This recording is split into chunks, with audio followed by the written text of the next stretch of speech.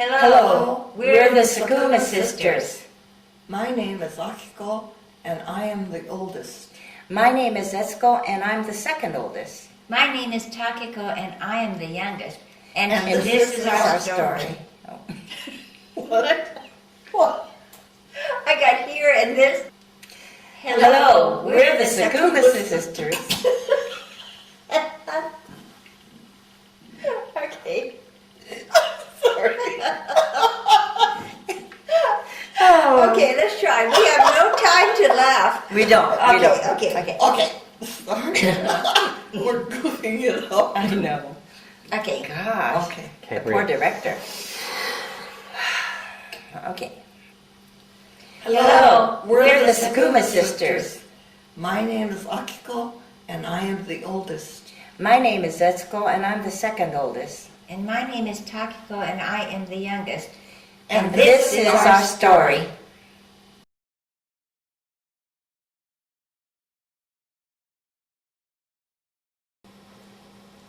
Our father's father was born in Tokyo and lived in Tokyo and had a factory and died in 1923 in the big earthquake of Tokyo. Our grandmother on my father's side was born in Japan and died in Japan. Our mother's father lived in Tokyo, worked as a stevedore or a longshoreman, and died in Tokyo. Our mother's mother lived in Tokyo, had a shop, went to Sapporo when World War II started, and lived there and died in Sapporo. During this, or was it after? After the Second World War. My father, our father, Sakuma, came to the United States in 1917 to visit his sister who was already here, and then decided to stay. He then went to Woodbury College to study accounting, and in 1923 he married our mother. And he died. Our father died on April the 15th, 1974. Our mother, Matsu Takayama Sakuma, came from Japan sometime in 1900. She was born in 1899. She married my father in 1923, and she died on February 16th, 1984. Our parents lived most of their early life in Bell Heights, it's in Los Angeles, east part of Los Angeles, and there they gave birth to 5 children, some at different locations, but all in the Boyle Heights area. First was Akiko. She was born on November 13th, 1923. Then our brother, Sadao Sakuma, was born August 26th, 1925. Etsuko was born on February 15th, 1933.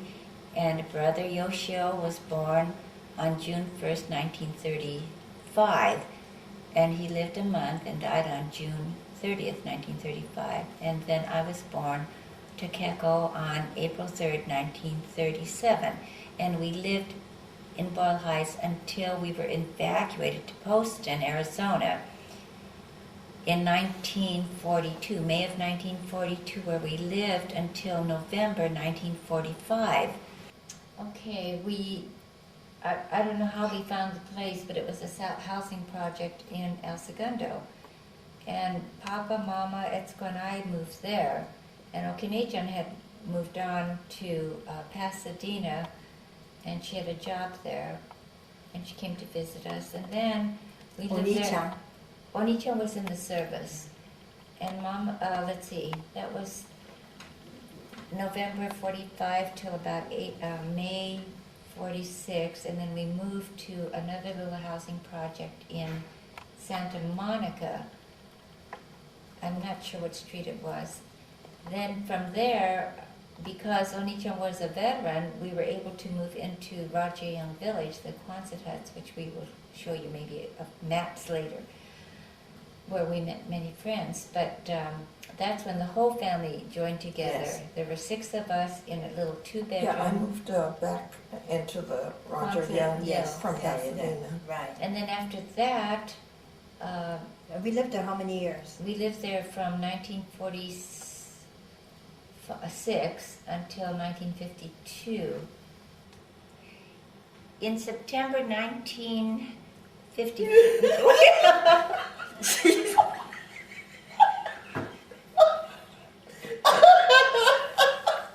I can't even remember.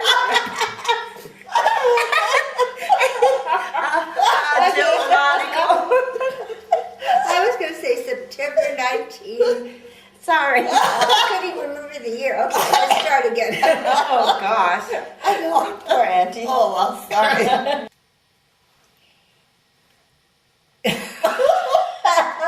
You guys turn it on. I don't know what to do. Okay. I'm waiting. I couldn't even remember what I'm supposed to say. In September, okay, if I start with in September, Right I'll here. be okay, yes. Okay. in September 1952, we moved to 3623 East 6th Street in Ball Heights. And we lived there till 1974, but during that time, Etsuko and I got married. I married Mako Saito. We moved to San Jose. We had 3 children, Jun Misai, Jill, Mariko, and Machiko. And what's so funny? I'm trying to think of what I get. All right, we're going to do Sorry. this over. Because you're searching for the name. I think, who did I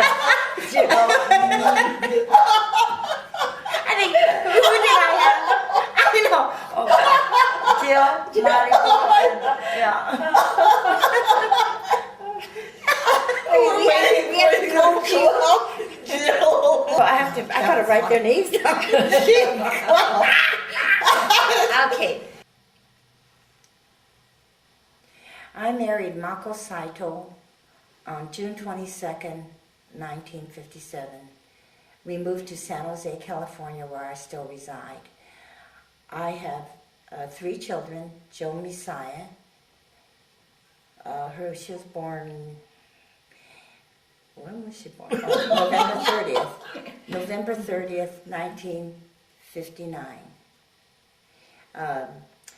Jill Mariko was born February 8th, 1962, and Janice Machiko was born June 29th, 1964. Mako died of emphysema in 1989, in August of 1989. and during that time, I got married to Bob Fukunaga, Robert, and we lived in various places, but now we're settled in La Palma. We've been married 45 years. We were married in 1961, July 8th. Then we've had 3 children. Leslie Naomi, born in 62, and October 17th, 1962. Laurie Akemi was born February 8th, 1964, and Christopher Atsushi was born in December 9th, 1969. In 1974, our father, our mother, our sister Akiko, and brother Sadao moved to Montebello, 600 Merrick Drive, and Akiko still resides here. Oh, But okay. I forgot to. Because Papa didn't move Papa here. never moved here. Yeah, he never moved here. Well, he died in transit. Well, you did. They stayed in an apartment That's true. in between the two houses, and he Okay. died at that time. But Onichan died. Onichan died first on May 5th, 1982, and Mama died February 14th. 16. 16th in 1984.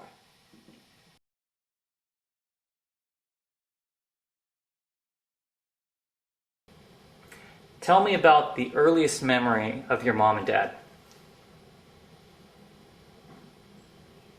I can't remember that. My earliest memory of my mother, or mama, was when Takeko was born. And I went in to see her and I saw her lying in the bed. And that's the earliest memory I could think of my mother or mama. Hey, that was pretty. Oh, you were about 4 years old. Yes, I was 4 years old. And but I can't remember anything else except that she was lying in bed. I can't remember too much about my early life at all until I was about 7 or 8, I think. Right, yeah. Yeah, after I started school, and that's about it. I can't remember too much. Well, I remember 1822 East 3rd Street because that's where I was born. But the thing I remember, a couple of things, I think I was mentioning to Etsuko, when it was in 1942 when we were to be evacuated to Poston, so I must have been 5. Papa had to put a suitcase, I think we still have it, it was that blue one with the brown leather trim, and he left it by the door because he could be asked to leave any minute. I do remember that. We didn't have very much furniture. I think it was pretty sparse. We might have slept on the floor. But the other thing, and I forgot to mention it to you, is yeah. you and I played osumo. I know. Like this, and we go like this, and like this. That's all I remember in the little living room area. Yes. Yeah. Oh, And they well, would I guess egg me on. there's yeah. no question about who won. I know. But when you were, I was nervous. yeah, it was, yeah, you were. You could have been beaten up by Oh, me. yeah. But when you were saying like Papa had that suitcase on there, and one of my earliest memories, 1942, when we might have to go to camp, Mama was out in the back, and we had this big, I think it was an oil drum. And in those days, you could burn wood, anything in the backyard. They didn't worry about smog or contaminating the air. And she had Japanese pictures of the emperor and some letters and pictures of her family, and she burned them. And that, I thought, why is she burning them? And she was afraid that somebody would Accuse her or of her being loyalty. pro-Japan or whatever.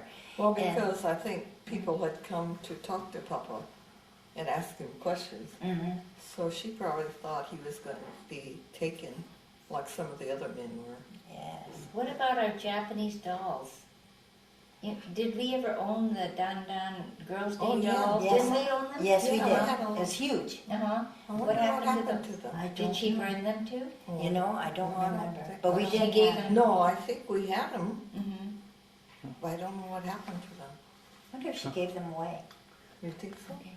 Well, or maybe they got lost. But I do remember that. It was huge. Yeah, we had to, I think, did she put it on a table? Every or something? every Girls' Girls' Day. Day. Uh-huh.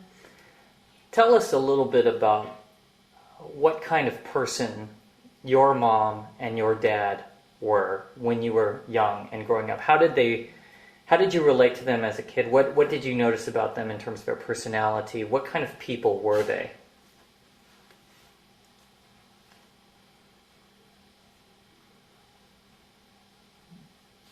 Like, how would you describe them? Were they nice? Were they frugal? Were they outgoing? Did they like to go to parties? Did they... I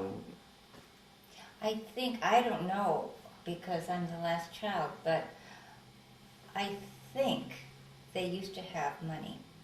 Yes. Because in the pictures, Mama had nice jewelry, she had nice clothes, but after the Depression, things got very difficult, but she still carried herself well. She was always a lady, and she was very kind, and we talked about it. She really didn't have many prejudices against No. other people. You know, She was so accepting of everybody. she was, and I think I'm so grateful for that. And I'll tell you, when you say prejudices, we had a discussion one time about the etas, and Mama said she wondered why people were so much against the etas. I don't think You know, people know what the It ETA does, is. yeah. Oh, You have to excuse me, explain wait. what it is. Etas were people who worked with animals. They did. In There were Japan. no They class. made shoes. They took care of pigs, or didn't they? Or cows. There's similar caste problems in India. What are they called? The untouchables. Untouchables. Yeah. Yeah, they're in the same group. Yeah, I they think. kind of are in that group. And then she would wonder why people would, why they were so against these etas. And I wondered, why was she telling me this? You know, I'm a kid. But she thought that was not right. And she kind of gave me that feeling that she didn't like the idea of people picking on them. But I don't know if she could say that to other Japanese people. No, that's true. Yeah, but that was an unusual conversation we had. I don't even know how come it came up. I know. That's But- unusual. Yeah, it is. But But all during our growing up time, she never imposed no, if she had any feelings about friends or no, she didn't. anything, no matter what color. And No. we had all kinds of friends, Yes. especially in Rogerin Village. Yes, I had all kinds of friends, and it was just fine with yeah, her. I know. Papa wasn't like that though. No, He was the opposite. But he was all Japanese. yes, and Japanese were so good. They never did bad things. According to him. According to him, tell him what you said. He was just telling me about that now. Yeah. Remember you were saying Papa said? Right, right. Well, say it. Well, That they weren't. Oh, I found out that when we went to camp, that the Japanese are just like other people. They're good, bad, whatever.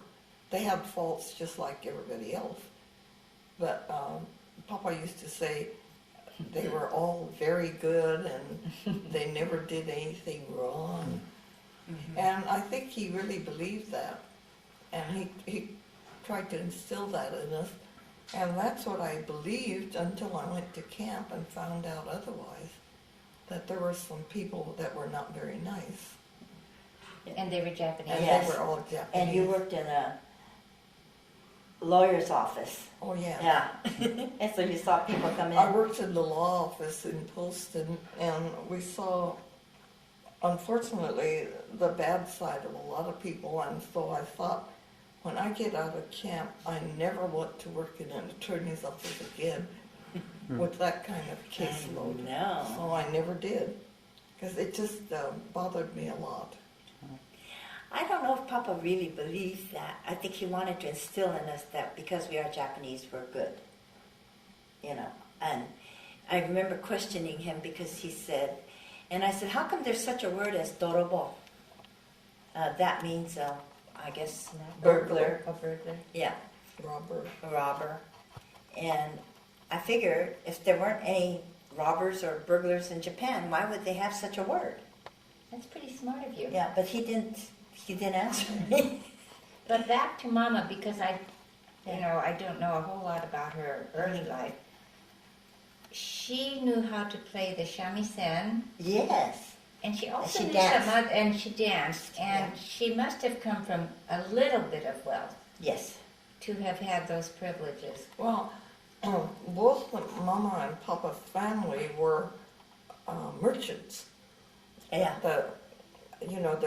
They're different classes, so-called, and they were merchants. Their families had shops, so I think that they were like middle class when they were growing up. And I know that Mama went to a Christian school when she was little. Yes, she went She to a knew Methodist some church. songs. Yeah. She knew some English songs, which amazed me. She said When I she went think to a about it Methodist church school. Maybe missionary school? Yeah, I missionary think school. she Yeah. probably went to a missionary school. Yeah.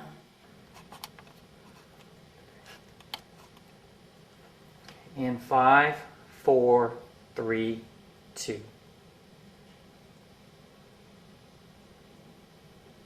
Well, for me, what I liked about Papa was he was a traditionalist, and I liked his thinking about that, about the Japanese culture, and he instilled that in all of us, and so that we were proud of being Japanese. And also, he wanted us to do the best we could and to do right. And so I thought he was great in that. And as far as Mama was concerned, she was a good mother, and you know, she took care of us very well. You know, she was a good cook. And, She was a good cook. yeah. That's what always amazed me is how do they learn to cook American food when they're so Japanese? But she did. She cooked a lot of That American just, food. she was a great cook. Yeah. And I used to hang around there and watch her cook. And that's how I learned how to cook a lot of stuff. But what I liked about Mama was she would tell me things, you know, like about people, like the Etas in Japan and how she felt about it. And we'd have discussions like that. I can't think of anything, but that one impressed me the most because I thought, wow, I don't think she's going to talk about this to anybody else or not, you know, the older You're folks. probably right. You're And probably right. so I remember that the most. And she made friends easily in the neighborhood, regardless of whether they were Japanese or not. You know, like Allegra. Yeah, she was. Uh-huh. And I think she was comfortable in being around people. That's a gift. It's a gift. It is. Well, about Papa, what I liked, of course, this is just a cosmetic thing, but he always wore a hat. Yes. He always did. wore a hat, a And felt always hat, and he looked- always stood tall. Yes. And when any lady passed by, he would lift his hat. He was always a gentleman. He He was.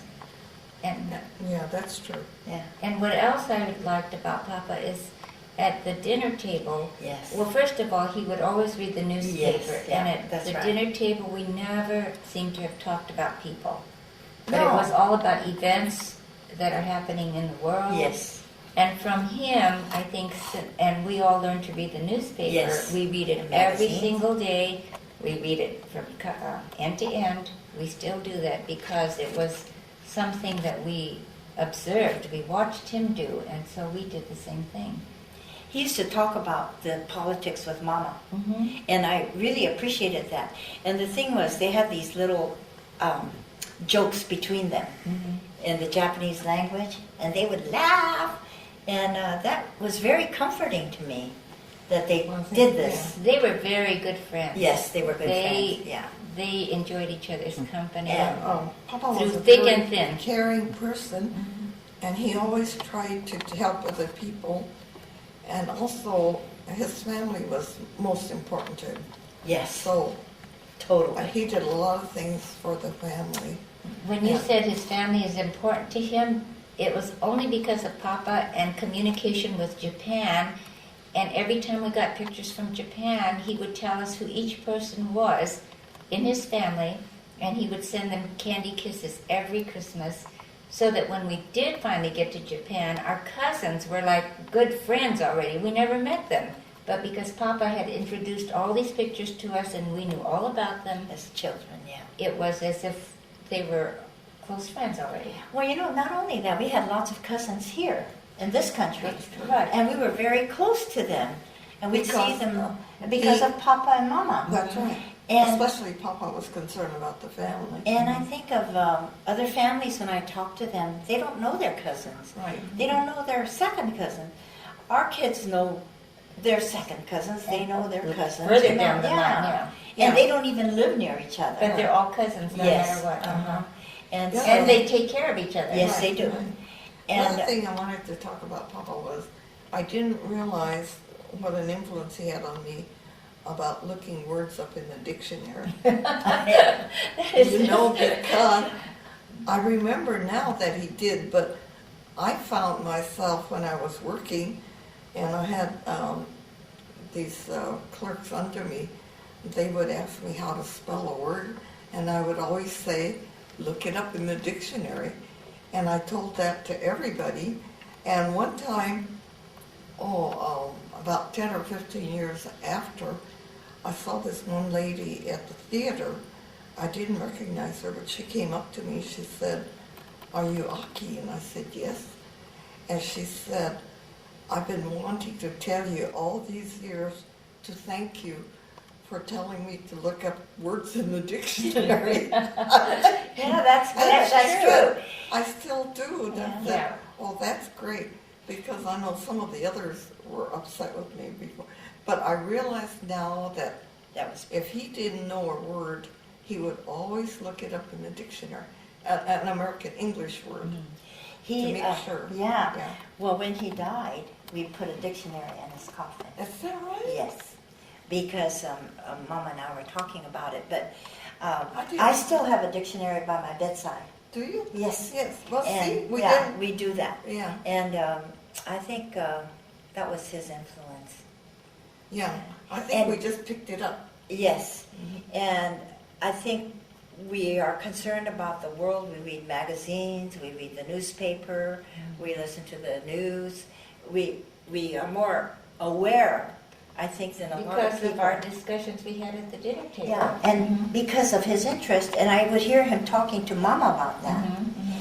And But, So that shows you how much he cared about Mama. He kept her because she wasn't educated like he like was, he was, and she didn't have command of the English language. But he shared everything with her so that she Yes, would yeah. be in the know.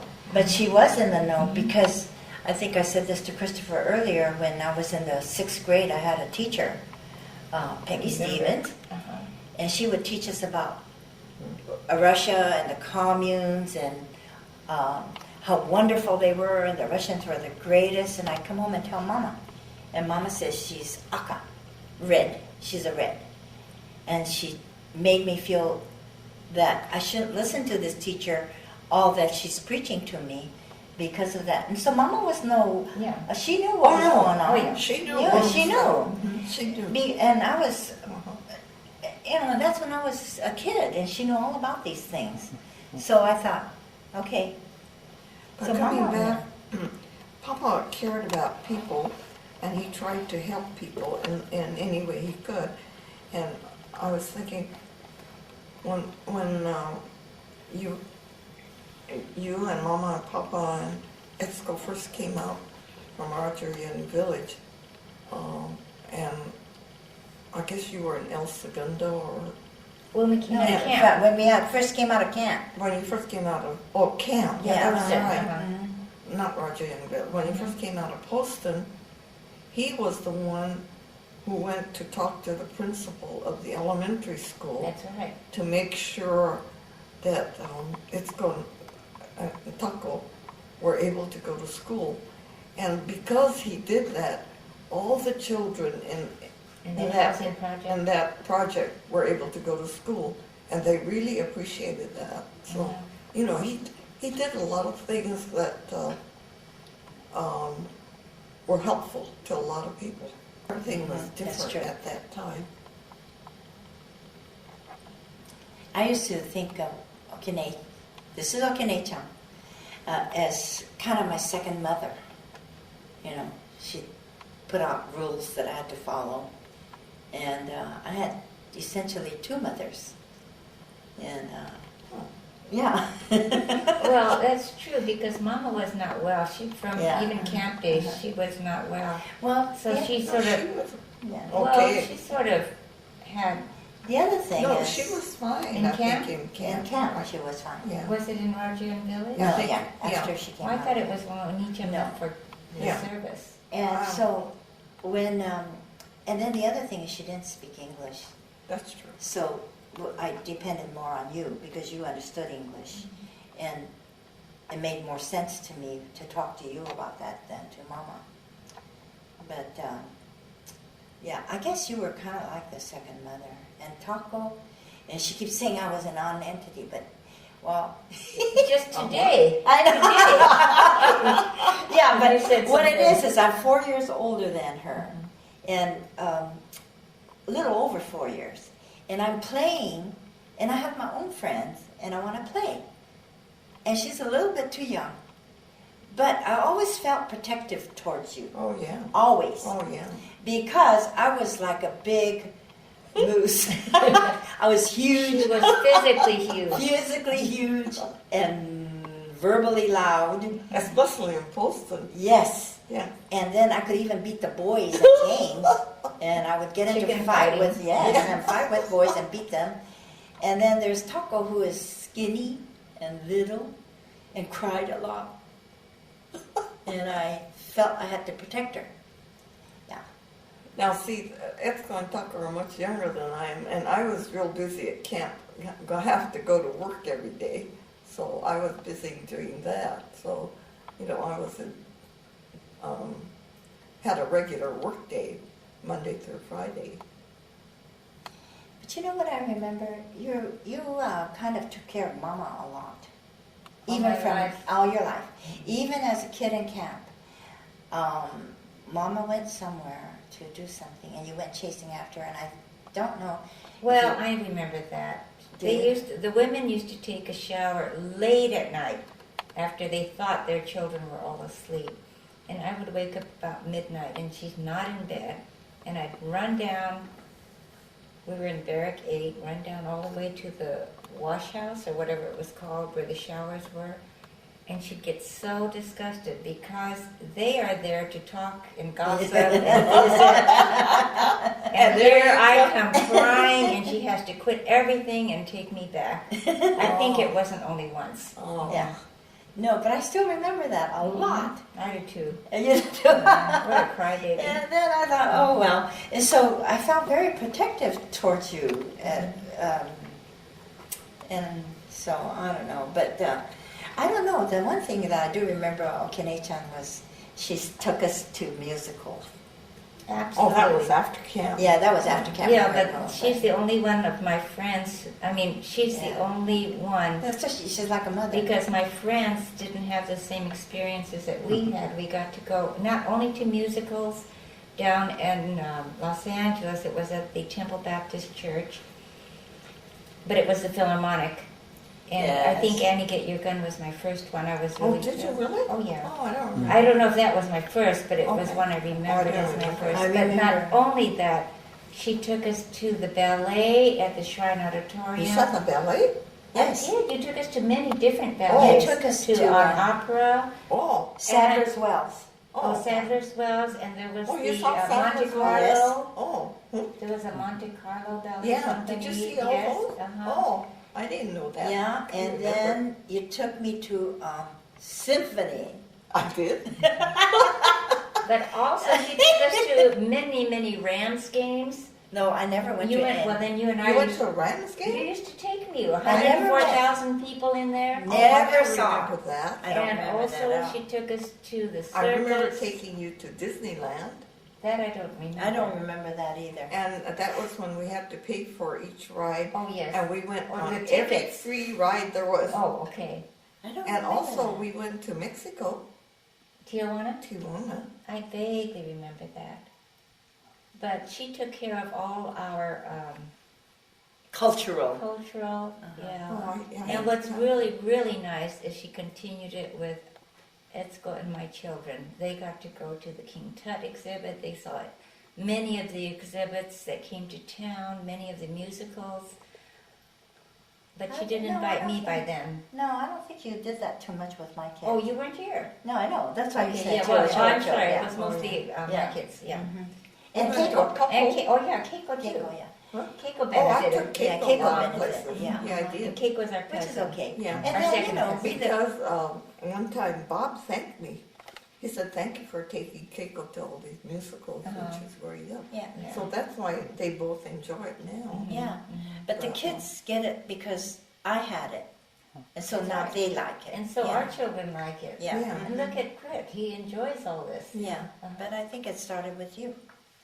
Okay. Well, I like music. I like opera. I like ballet. You know, I like all that. And then by the time, though, I think we got to high school, jazz was popular. And then, so I would go with other people to the jazz Right, places, yeah. But his question, back to his Uh-huh, question uh-huh. was, you weren't a very big part of my life because, as She you was said, you were huge. gone. Right, Yeah. right. Well, she was huge as I got older, but as the younger part, she was always working. Even when we moved to El Segundo to that housing project, you don't remember it as well, but I do. You used to live in Pasadena, and you came to visit us every Saturday I don't or know. Sunday, one or the other, on the bus, and brought us goodies, Oh, and then went back. And then I don't remember Santa Monica as much, but you probably did the same thing. I don't remember Santa Monica either. Oh, hardly. And We were there No, very long. Yeah. I don't.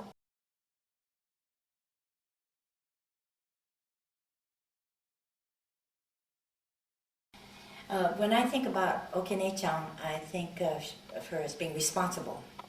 It's the one word.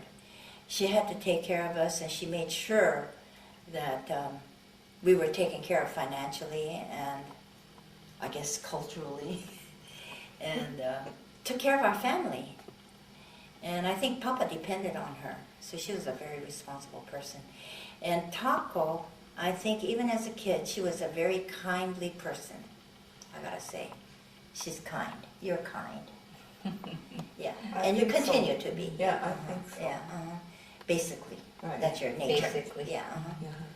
basically. Yeah. Okay. Okay, that's it. You know. Well, when I think about Etsuko, I think of Etsuko as a happy child, because Etsuko is always happy, and also I think the name Etsuko means happy child, Yeah, it does. and I always Oh, I thought the didn't know name that. was Yeah, fitting. it does. Yeah, and I think Tako is very compassionate.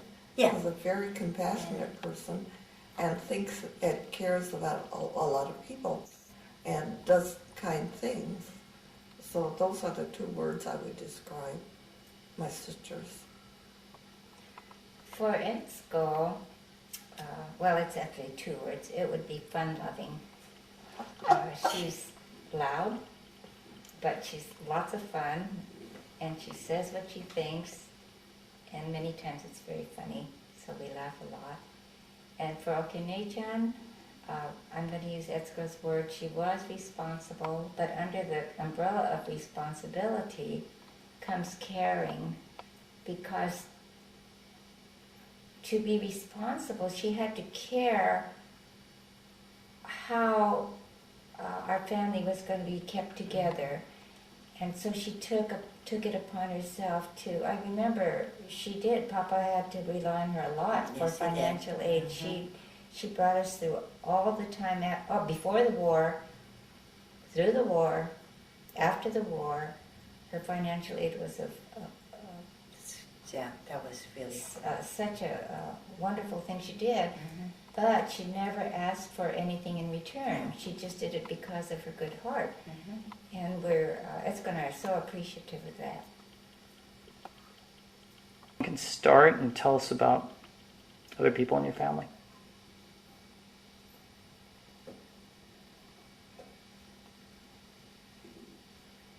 I'm going to defer to them because I didn't know Oni-chan when he was younger. So, No, but and also Oni-chan, the name Oni-chan means brother, big brother. Big brother. And Okine-chan means big sister. And if I can just insert this, I used to call her Chichai-ne-chan because she was Chichai, smaller than Oki-ne-chan. But then she got big. So then she no longer was Chichai-ne-chan, she was Etsuko. Yeah. But can you tell us about Oni-chan when he was younger? I can't remember too much, except we used to fight a lot. That's all I remember. I remember I that argued too. a lot. I said, oh my gosh, I think they're going to kill each other. But then, I don't know. Well, we got along okay, Yeah. but we did fight a lot. Yeah, And that's about all I can remember. yeah. I remember Oni-chan buying, Oni-chan used to make airplanes. Oh, And that's used to right. buy balsa He used to wood have that and then hobby. make airplanes. And then he used to do something with Japanese novels too. He used to Really? tear out the pages, and I don't know what the heck he did. I think maybe he used that for the planes, you know, for the cover, the wings and things. But he loved doing that. Mhm. And I remember that And he now. became an engineer. and he became an engineer. Yeah. He used to make these, I think that's one of the arguments we used to have when he made these model airplanes, Yeah. because the liquid glue that he used to use used to make me sick. Mhm. And he could never understand that. But I found out later it's true, there was something in that that made me sick. Sure, because you can't buy it off the, No, No. not anymore. So- now. it's not over the counter No. anymore. Yeah, but And so every time he used it, I wanted him to do it somewhere else because, but he could never understand that. But I That is remember arguing with him because I always felt sick after that. What about Yoshio? Since I don't know him. Oh, well, he only lived for about a month and that was it. Was he ill? Yeah. I heard. Was he born ill I think He was so. born in the same place you were, in that house? in that house. 1822. Yeah. But I think what happened with Yoshio was, He this was is from a Fumi-chan. breech- I guess they call it a breech baby, and he didn't turn. And in this day and age, there would be no problem, but Mama used a midwife, and I don't think she really knew what to do, because otherwise, I'm sure he would have been okay. And I don't know why he was able to live for a month, but he did. Well, Fumi-chan, I hear from Fumi-chan, who's my cousin. Yeah, she died, a few years ago. But she used to tell me that he was born with congenital deformities. Oh, is that right? That's what she told me. Oh, I And she didn't know says he that. couldn't eat. And so, I'm not He sure. ate, Well, that's what she said. because I had to feed him. Yeah. I had to Feed give him? his I don't know. bottle So, of milk, you know, that's so- your story. I don't know, But but I mean, that was one of my chores. I had to give him his bottle. Wasn't it sad for Mama? Huh? Wasn't it so sad for Mama? Yes. Oh, Papa especially. Papa? Yeah. And Oni-chan says that Mama changed after the baby died. Yoshio died. So did I- Papa, I think. And I didn't know them before because I was maybe 18 months old, and but he says they changed, and well, I just knew her after. Did you notice the change too? I'm not aware of that. Yeah, he said she changed. Just gotta get that. I gotta get it in there. Auntie Aki and I were talking one day about when Mama would get mad at us. And then she's telling me she chased me with a broom. I said, she did. She chased me with a broom too. You know, we were laughing. But she started laughing because Mama chased her with a broom. Well, she was consistent. Yes. And then, but I didn't laugh. I just ran out of the house. I thought, oh, this crazy woman was chasing me. But that was so awful. It was so funny. Stop laughing. I know. And Mama got so mad. I know. She was so mad chasing I kept me. laughing and laughing. It made her angrier. But I didn't have that I couldn't- experience. No, I couldn't believe she was chasing me with a broom. that's I don't right. even know what I did or said, actually. Do you? No, I don't. All I remember, but it was so funny when we were just chatting, and then you said, "Yeah, when she chased." Oh my gosh! You thought it only belonged Not only to it you. was me, I thought it was only me also. but she Oh, did that chase was us with okay. the broom, so we have to just get that in there. Okay, now we're done. Okay, who wants to talk about camp Yeah. first? Tell us about that first day when you're leaving and go from Oh, there. remember the little journal you kept? Oh, I don't know where it is, but yeah, I you- probably have it. You wrote all about your first day. Oh, did you? Yeah. I don't remember that. I must have it somewhere. But I do remember when we first went to camp, and when I look back at Mama, we didn't have any beds. We had the bed frame, and they gave us a bag that you could stuff. It was like straw. a muslin bag that you could with little ties And on they had it. ties in the middle here. Right. But you talked to everybody, and everybody had to put straw in there. I know, Uh-huh, but what I'm because- just saying yeah, is, that's what everybody remembers. yeah, Uh-huh. because it's your first day, you don't Yeah. have anywhere to sleep, and they had this pile of straw, and Mama would go out there, and I thought it was the funnest thing. It was so As a fun child, uh-huh. as a child. And I'm thinking now, boy, that's miserable, for our parents. But she made it fun, So Mhm. we'll see how fast we could throw the straw in there and how fat we could get it. So her whole thing was shikataganai, you make the best of what the situation is. Yeah. Without complaining. Uh-huh. Right, and I just thought that was fun. I think everybody remembers that, don't you? I was sick. She That's was all I sick. remember. I think the heat got me or something, and I didn't feel bad. I didn't do that. Maybe we did it I for was, somebody did it because I was out. But all I remember was the train ride. It was a long train ride. We didn't know where we were going, That's right. and all the shades were drawn because we couldn't look outside. And we had no idea where we were going, what was going to happen. So that was a very traumatic time for all of us.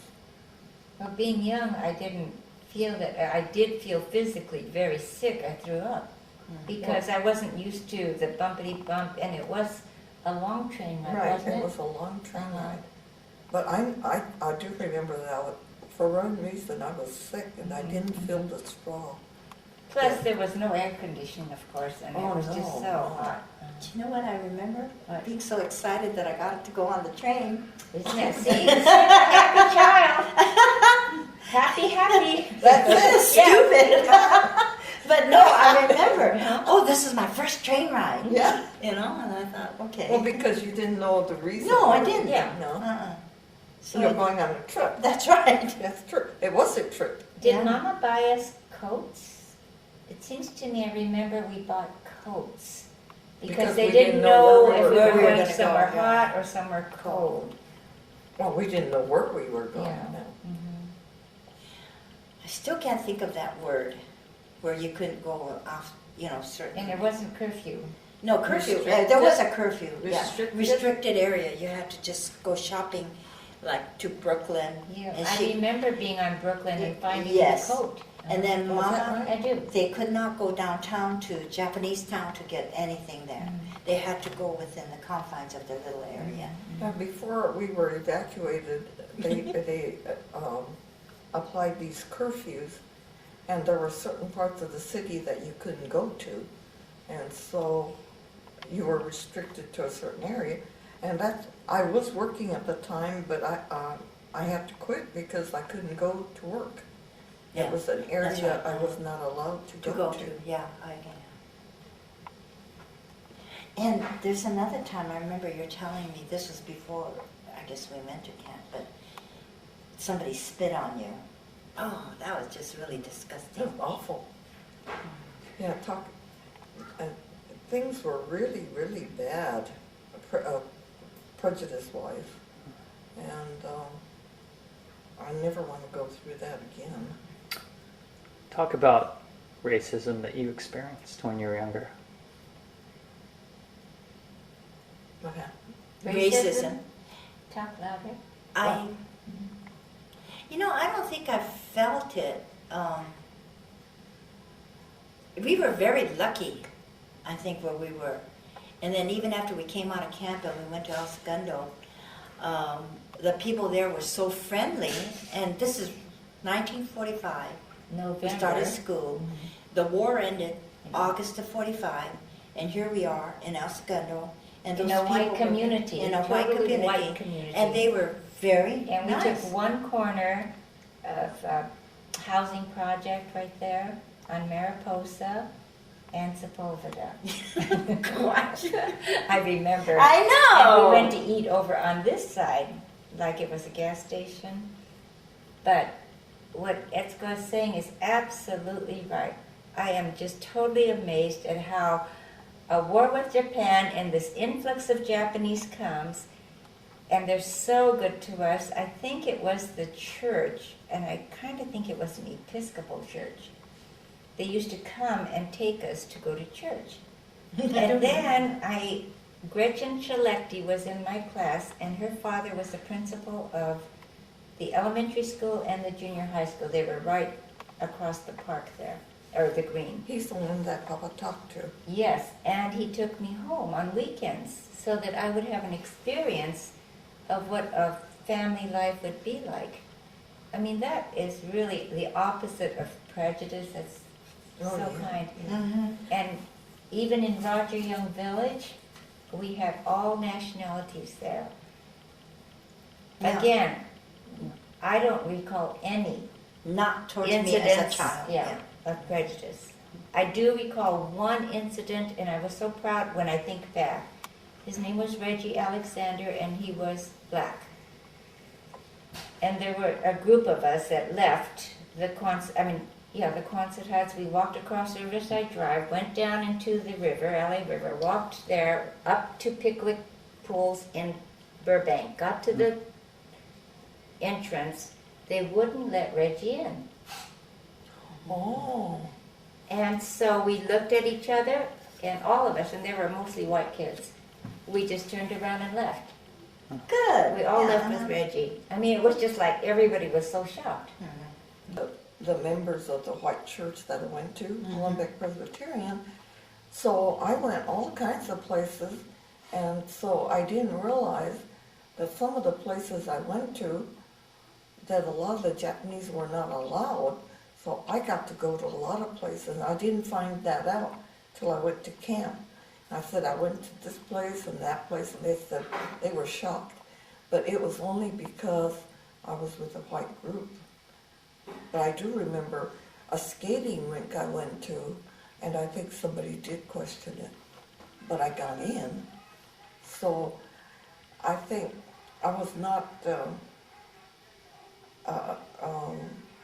bump into that much prejudice as far as going places when I was growing up. I'll start because mine was mostly play. Eat and play. In the playground, they had an area called the Shade where they had swings, and we played there. We played at night. We played kick the can. We played all those capture the flag. In the daytime, I went to the swimming hole, which was at another block. I learned to swim from Mr. Shimada, Okay. Teru Shimada, who was an actor later on.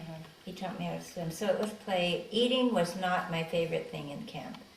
So they used to pay me money to eat. But you ate with your friends. This was a thing, it was a mess hall, and most of the time, everybody ate with their friends, not with the family.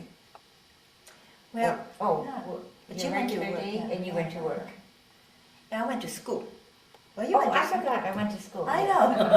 That's what I was thinking. And then I played like you did. And then we went to the mess hall with our friends and ate. But that was essentially our day. Except, I think the worst thing that happened to me in camp is when I was in kindergarten and they skipped me to second grade. Oh my gosh. I think it was Rowena, because she was my teacher in kindergarten. Well, what happens is, first grade you learn how to read. I struggled, but they just dumped me in second grade, and that was it. They kept me back. And tell them how much you earned, by the way. Oh, I was very fortunate. I got a job. Top dollar. By the time I got to camp, it was already decided for me what I was going to do. Some of the people I met later, they had to scrounge around for a job, but they had already decided from my records before. I had taken civil service tests for the city, the county, and the state, so they had my name on record, and they knew I did clerical work. So I was assigned to the law department, so that's where I worked.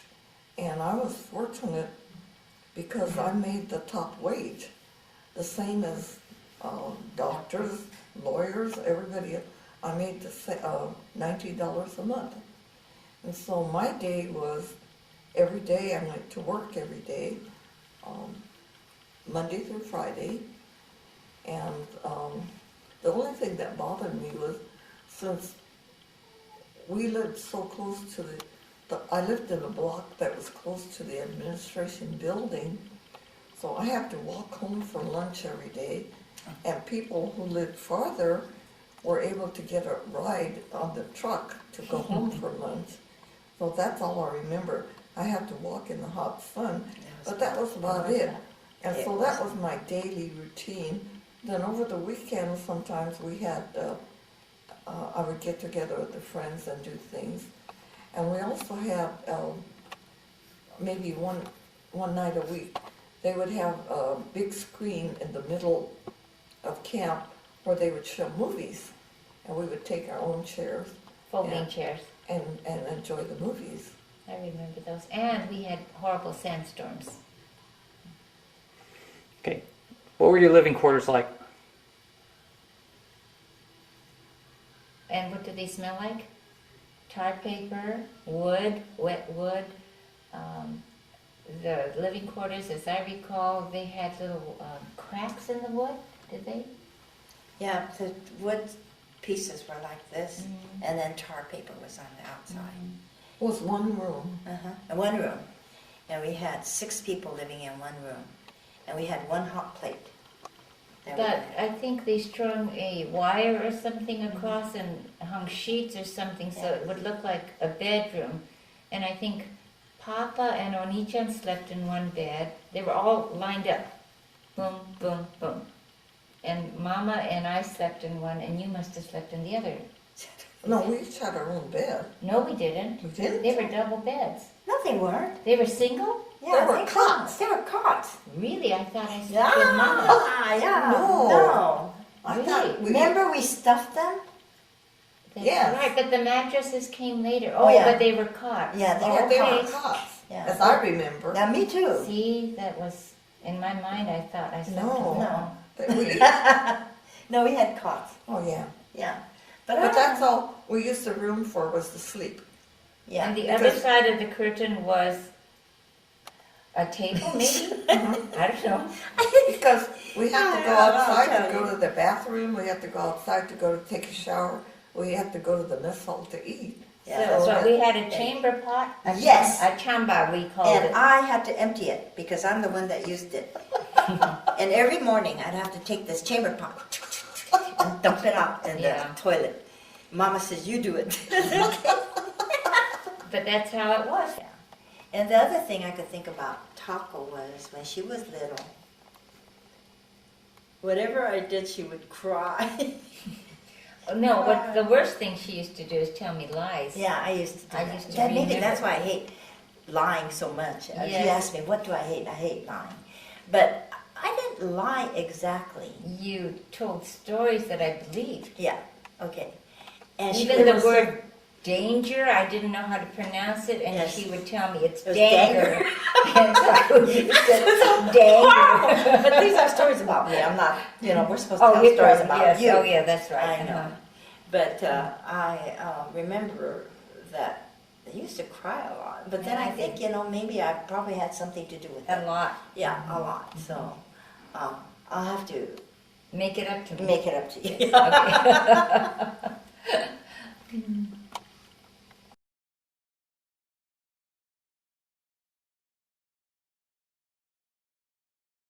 So he says, What did Mr. Goldsmith do? he was my homeroom teacher Mm. and my geometry teacher. At where? At Marshall High School, John Marshall High School. And I thought, he was one of those people that he was not a counselor type person. He was very, like this, had Proper? a suit on, proper. And he said to me, Etsuko, go to the back of the room. Yeah, I guess I must have been talking.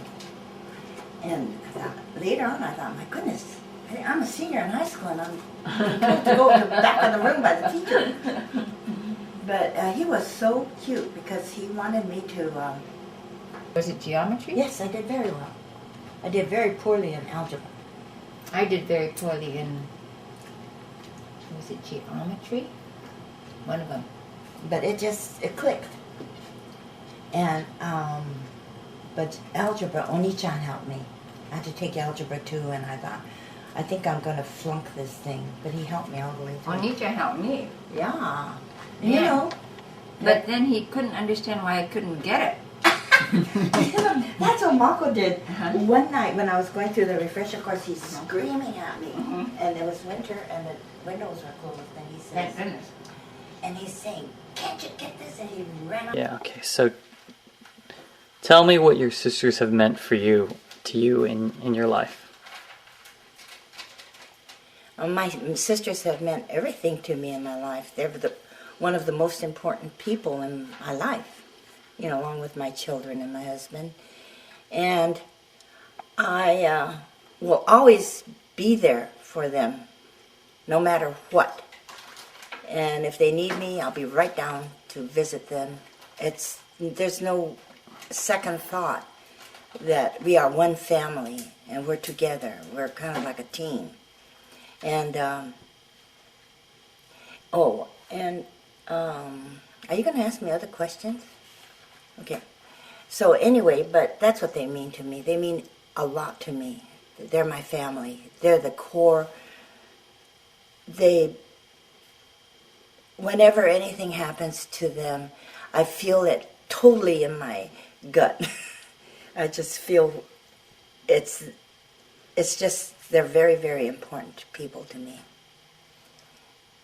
Okay. Okay. And And then why don't you take a moment to say a word to Auntie Aki, and then a word to Taka. okay. Well, of course I love Auntie Aki. She's my big sister. Actually, She no, took- sorry, I moved the camera. Okay, sorry. Okay, whenever you're ready. Tell me when to start. Whenever you're ready.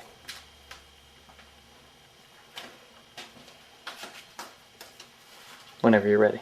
Okay. Well, I love Auntie Aki. She's my big sister. She's taken care of me all my life. And I'll take care of her and her, you know, as time goes on. But there's always this feeling, and it's in the core of my being, that we will be there for each other forever. And that's how I feel about Auntie Taco too. I love her, and whatever happens, she is in my soul, in my being, and I will be there for her forever. If she needs me, or even if she doesn't need me. Yeah. But that's how I feel about my sisters. They are part of my being. And in 3. Oh, wait a minute. I have 2. It's okay. Okay. In 3, 2. Okay, first of all, I am just so grateful I have sisters, because I have friends that are only children and they don't have someone to share their feelings with, grow up with, just share experiences, do things. And we are always on the phone. It doesn't matter what it is. It could be the most minor thing, but we'll share it or we'll laugh about it. And so I am so grateful that I have that. And we don't have to start from step 1. We're way at the end. So you can tell exactly what's bothering them before they even say it. And I think we're just fortunate that we're very, very close.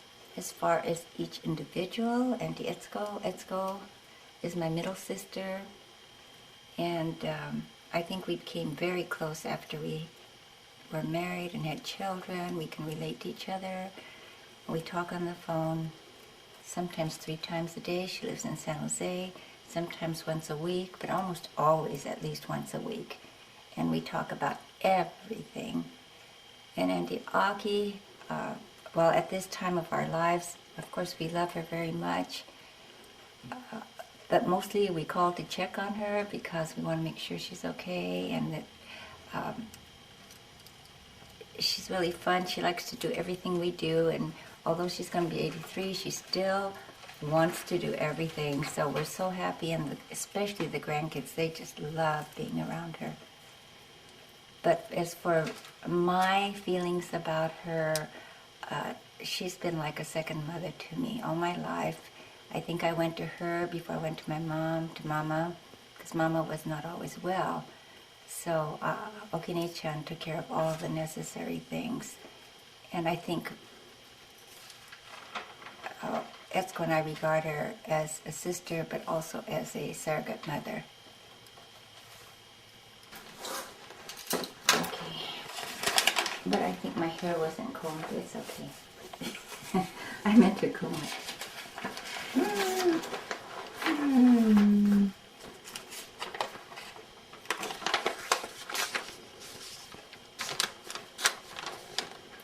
Oh, I forgot to say something.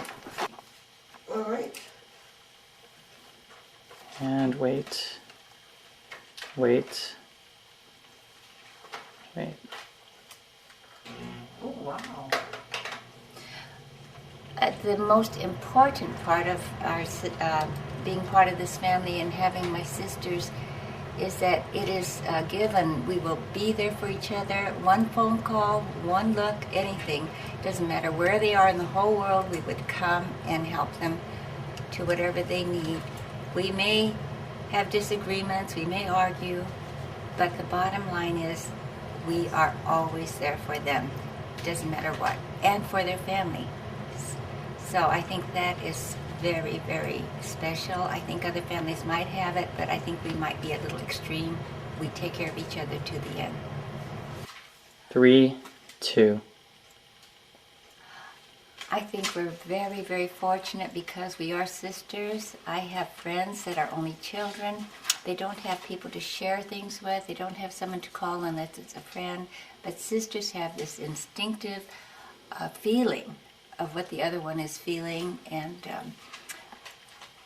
I know that the other two feel the same way. Even if we argue, if we disagree, it doesn't matter. The bottom line is no matter where we are, it doesn't matter where in the world, we will come and help them and support them. We are almost overly protective of each other, but I think that's a great asset, and we really enjoy being with each other. My sisters are very important to me. They are the most important people in my life. And I really appreciate the fact that I'm able to enjoy the children, their grandchildren, their children and grandchildren, and to be able to participate in a lot of their activities. So I really appreciate that. And as I said, they are the most important people in my life. Excellent. Thank you for being such a good sister and for allowing me to share in your life and to share the children, to get to know the children and the grandchildren and to participate in their activities. I really appreciate that. And I really enjoyed going to visit you in San Jose and having the opportunity to spend time with the family and go places and do things. And I wanted to thank you again for being such a good sister. Oh, thank you, Taco, for being such a good sister. I really appreciate your allowing me to share in your family and to share the activities of the children and the grandchildren and being able to participate in all the holidays and all the children's birthdays and all the activities that the family is involved in. And I really appreciate that. And thank you very much. You have been a very good sister to me. Thank you.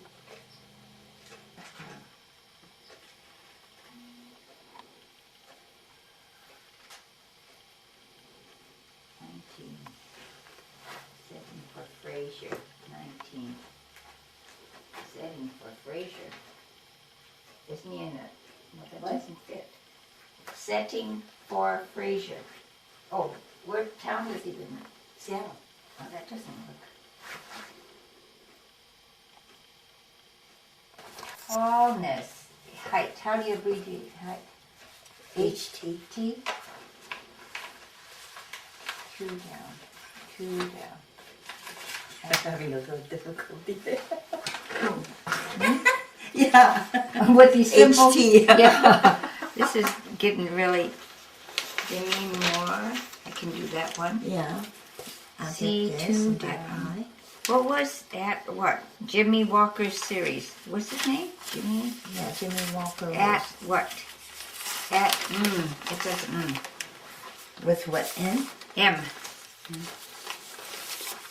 I don't know. Ken might know. Manhattan area. Is Soho in Manhattan? Yes. How come I know that? I don't know, but it fits. I think that because the kids have gone. What was a sick man about a garbage man? 24. It's only 3 letters. Garbage man? I don't know. Circus. Gee, I don't know any of these. These are movie things. They're TV things. On an island with you? No.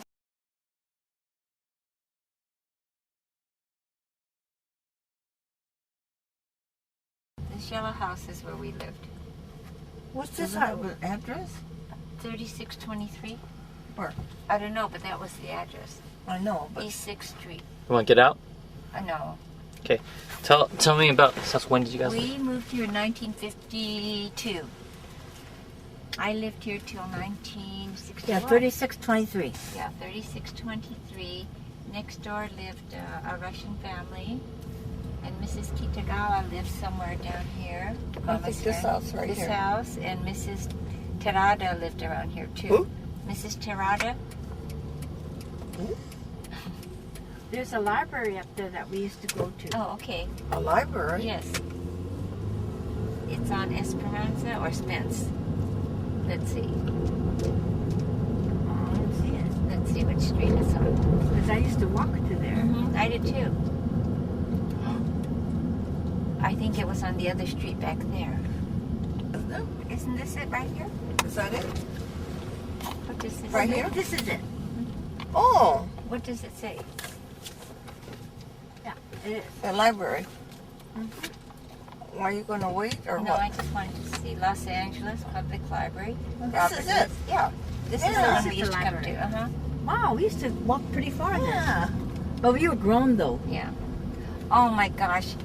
When we lived on that 6th Street house, I just thought about it. Look. At night, and when we go out on the porch and we smell this horrible smell, Oh yeah, the meat packing. it's a meat packing, and Etsuko used to tell me, because there's a cemetery over there, she said it's a crematorium burning the bodies, and I used to believe her. That one. Oh, yes. Yeah, I used to say those I things. used to say terrible things. That's terrible. Back here somewhere, the cemetery. And the thing is, she believed me. Yes.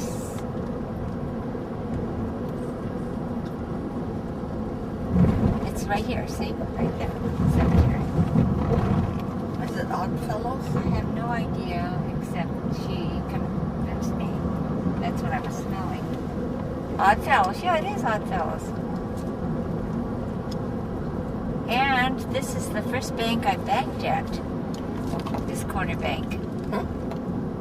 Wells Fargo used to be California Bank when I first started banking. Oh, really? Yeah. My first paycheck went in there. Whittier used to be cleaner. Yes, Oh, yeah. it was safe.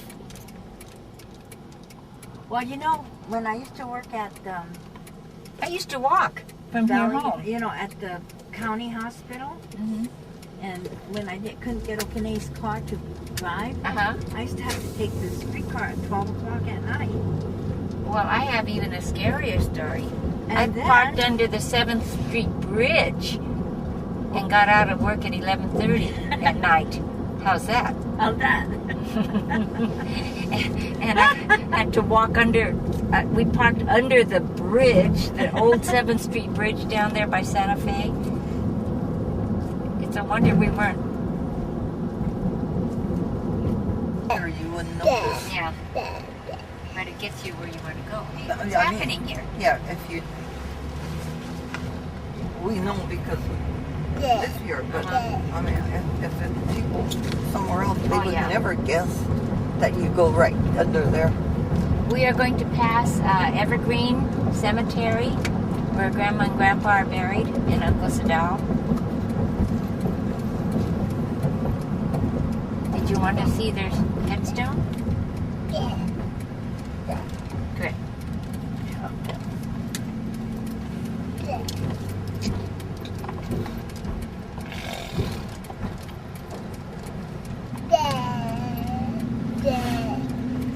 Good. El Mercado, oh, they really expanded. Hey, what are they doing? I don't know. Oh, this is going to be interesting. Huh? Is it going to go up here? What? The road? Or, The crematorium is where we went a lot yeah, when people were dying. We, Tell me about that. Indiana. we went to Evergreen Cemetery many, many times when we were children, 5, 6, 7 years old, because people died, and we went with our parents to the funeral. And then we watched, I think, we even saw some flames coming up from one part.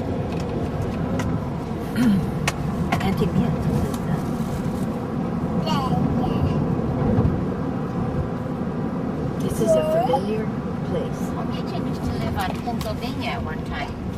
Did she? Yeah, don't you? Say again? Hey, We're going to where Antiochi was born. This is the corner of First Street and Mott. Hey, which one is this one? I don't even know this Buddhist church. Well, it isn't anymore because it used to be Higashi Honganji. That's what I thought. But Higashi moved downtown This was Grandma and Grandpa's church when they came from a long Japan. time ago. It still looks pretty nice. I think they It's renovated very it. familiar. Look, it's all different. Yes. This is But Grandpa anyway, and Grandma's there was a church. house next door. Right, let's see if the house is still there. No, I don't think Oh, so. it isn't there It anymore? hasn't been there for a long time. And Oh yeah, Pennsylvania Avenue. I remember that. there was a house right Yeah, right here somewhere. in this open area. Yeah. There used to be a house, or was it a court? I Who lived can't there? remember.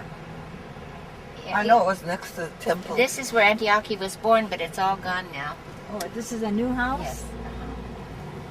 I don't know if it's a new house. It looks It pretty seems old. to me it was a... No, it was this new church connected. They added more things, but I remember it was more like a Small house. but it was more connected to another. Let's see, we're going over to Michigan now. Oh, we're going to Michigan? Okay, good. Oh, why? Isn't that? Didn't you live there? Not, I thought we were going in order. Yeah. What's your next place? 2nd Street. Oh, and then Michigan. This wow. is now Cesar Chavez Boulevard, but it used to be Cesar Chavez Avenue, but it used to be Brooklyn. Brooklyn Avenue. And it was named Brooklyn because the many Jewish families came from Brooklyn in the 20s. And so all this area was all Jewish. They were. And so when Antiochi went to school at Roosevelt High School, it was predominantly Jewish. Mine was. At Matthews. Am I too far? No. It's on the other side of Soto, right? This is called the Valley of the Pines. What is this called? Anyway, this is the section where Grandma and Grandpa are, and Uncle Sadao, and Auntie Fumi, and all our relatives. But I'm now going to make a U-turn so we can see it better.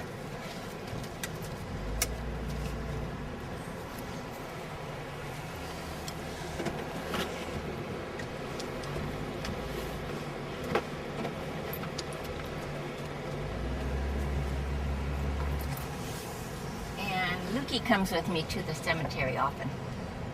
Who does? Lucas. Oh, there's Masada there. Uh-huh. Okay. Is he asleep? Garden of the Pines. Is he asleep?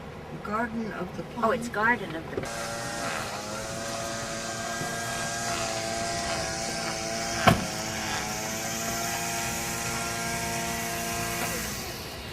My mom is very good.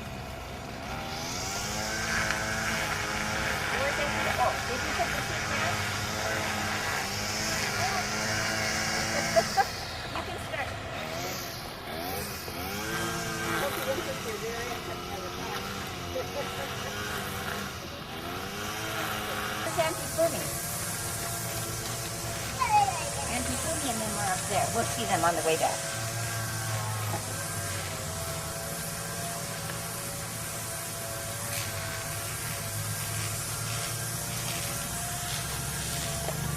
Right there. Oh, you can see the marker? Yeah. It's right up there, Sakuma.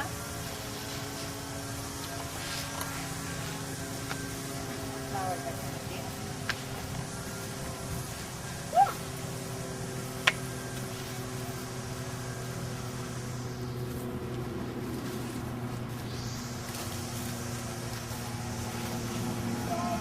Oh, there's a big bug. But I wanted to take Onita's thing too. Oh, yeah. What can I do? Hey, when did you come? Oh, yeah. It's still there. I guess so. It's September, but it's still The big, alive. look at those big bugs down there. What are they? Oh my, they look like cockroaches. They are cockroaches. Oh my goodness. Oh, must be. Did you get Uncle Sadawa down there? And Yoshio? And our other brother Yoshio is right here. Grandma and Grandpa. Grandma and Grandpa. Those are cockroaches, Pete. Oh, they are? Uh-huh. Is that what they look like? Yeah, big one. You never saw a cockroach? It's moving. I know. Here, I just Stevie. Don't go close. They're not gonna hurt you. no. We had them in our apartment, but I just didn't. But they're big ones. Yeah, these are big. I thought they were leaves.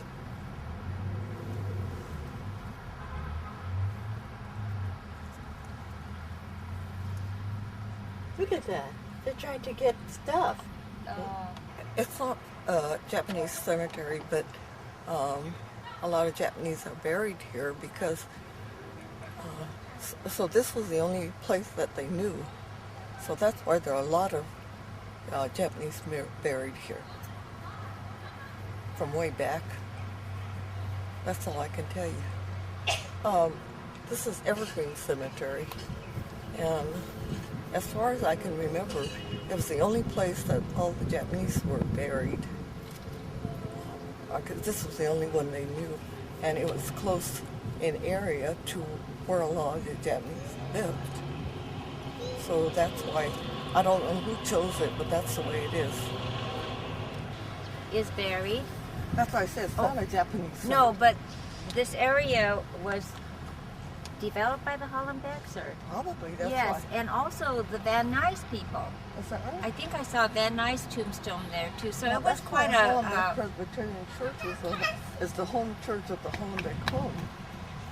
Oh, it is? Uh-huh. So this area was a Hollenbeck area. I think Uh-huh. so, yeah. And so the Hollenbecks are there, and I think I saw the Van Nuys family there Is too. that right? Uh-huh. But this one's not It's a very primarily- old cemetery. No. It's an old cemetery. Out of camp, which was in what, 1943? Is this the hostel? Yes, 1943. 1945. 1945, she got into a milk truck with no windows. I know. A big truck, and we put her in there. She couldn't see anything, and she came all the way out of Poston, Arizona. He parked right there. And he parked there and let her off. She was, what, 21 years old? And she came and she lived here. This is Until called the she got a hospital. job. It's called the Evergreen Hostel. It was a nice place. This is something else. Remember when all the Japanese people came? Okay, are you done? They came here. But she just came out of camp, didn't know anybody. You had a Oh, friend yes, here? I did know that. She had a friend that lived here, and Yeah. she came out in a big truck twice as long as this. I with still no remember. windows. Do you remember that, T? Oh my gosh, yes. When we put her- saw her and she sat on the floor of Yes. the truck. and she was delivered here. I know. It was so dark. How did you know you were going to be delivered? You Yeah. know? You had to trust the man. I You know. had to trust him. Oh, yeah. So how much did you have to pay him? You know, I can't remember. But you know what?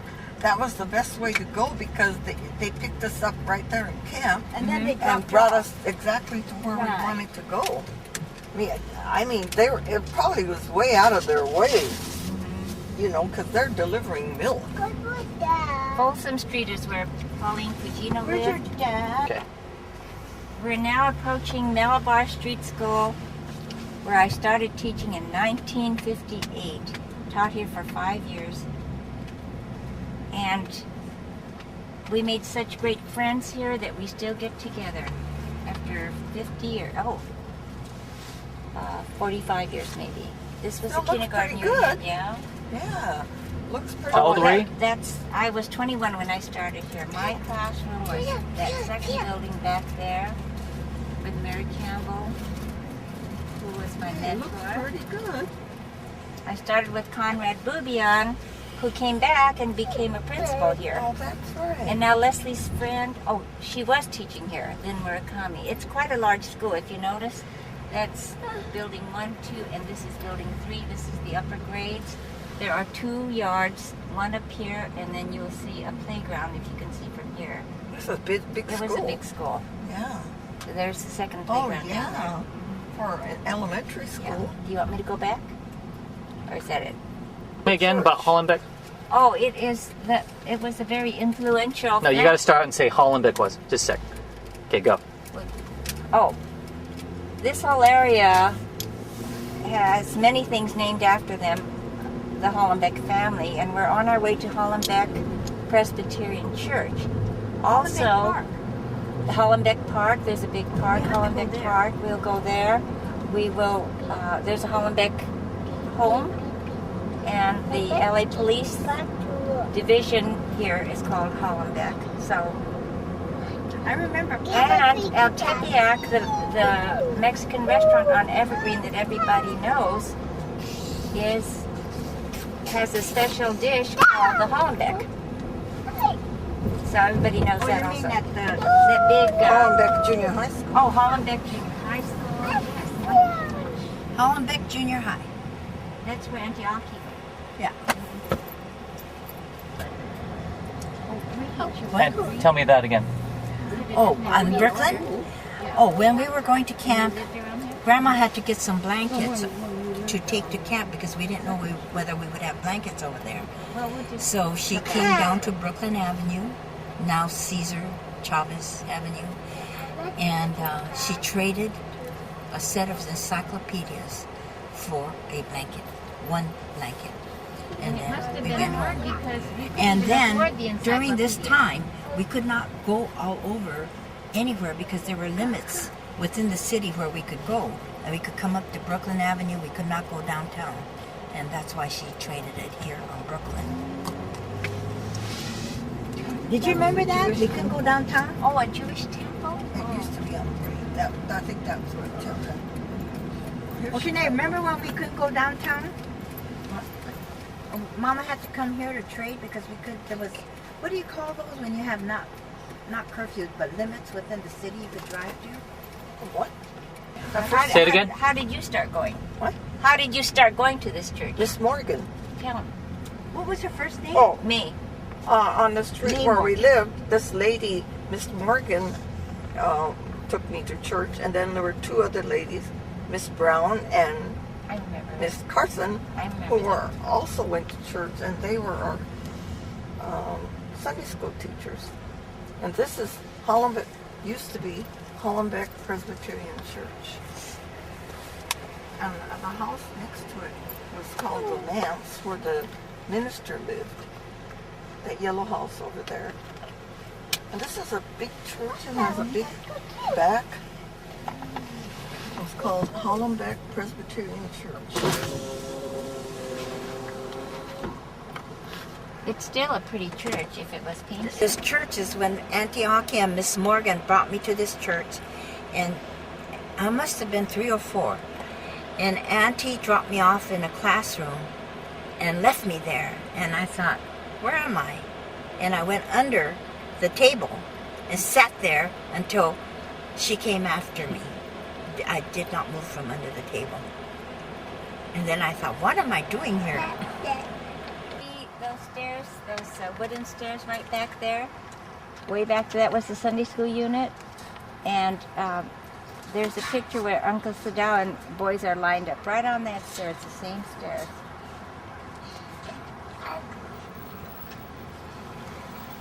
Okay. Okay. Once you wait. Oh, sorry. Wait, hold on.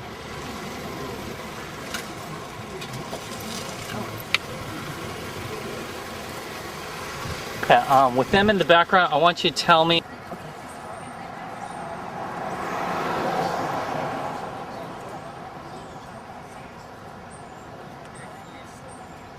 Go. I'm standing in front of what used to be Hollenbeck Presbyterian Church. And this is the first church I ever attended. And I was brought to this church by a neighbor of mine by the name of Miss Morgan. And there were two other ladies who lived on the block, a Miss Brown and a Miss Carson, and they were the Sunday school teachers. And I attended this church until World War II evacuation. And I brought my two younger sisters here. My brother came. We all attended Sunday school. And also, I made many good friends here. And I went to many places with the group because I belonged to this group, which is called the Christian Endeavor Group. And we had a very nice bunch.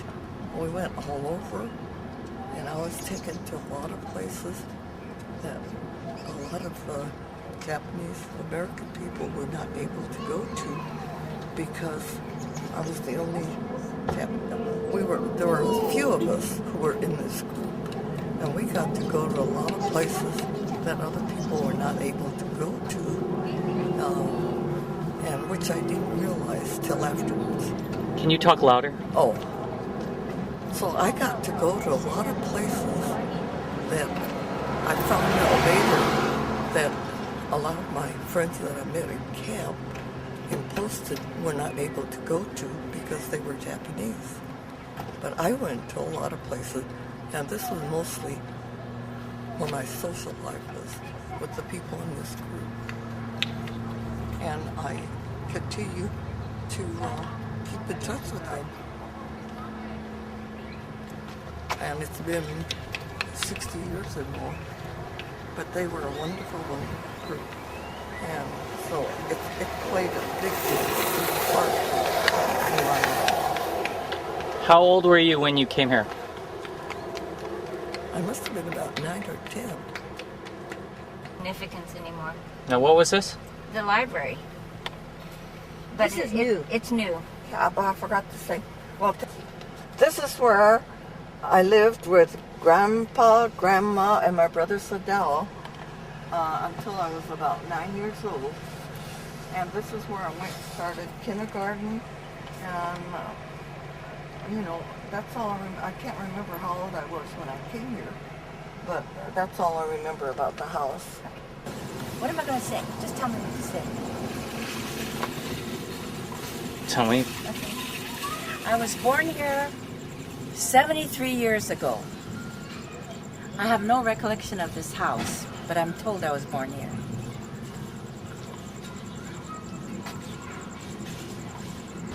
We're on the corner of Breed and 2nd Street in Boyle Heights, and at this place, Antiochi used to play on the columns there, the one to the left, and as you look to the right, it's the complex where the three ladies, Miss Morgan, Miss Carson, and Miss Brown lived, and that is how Antiochi started going to church.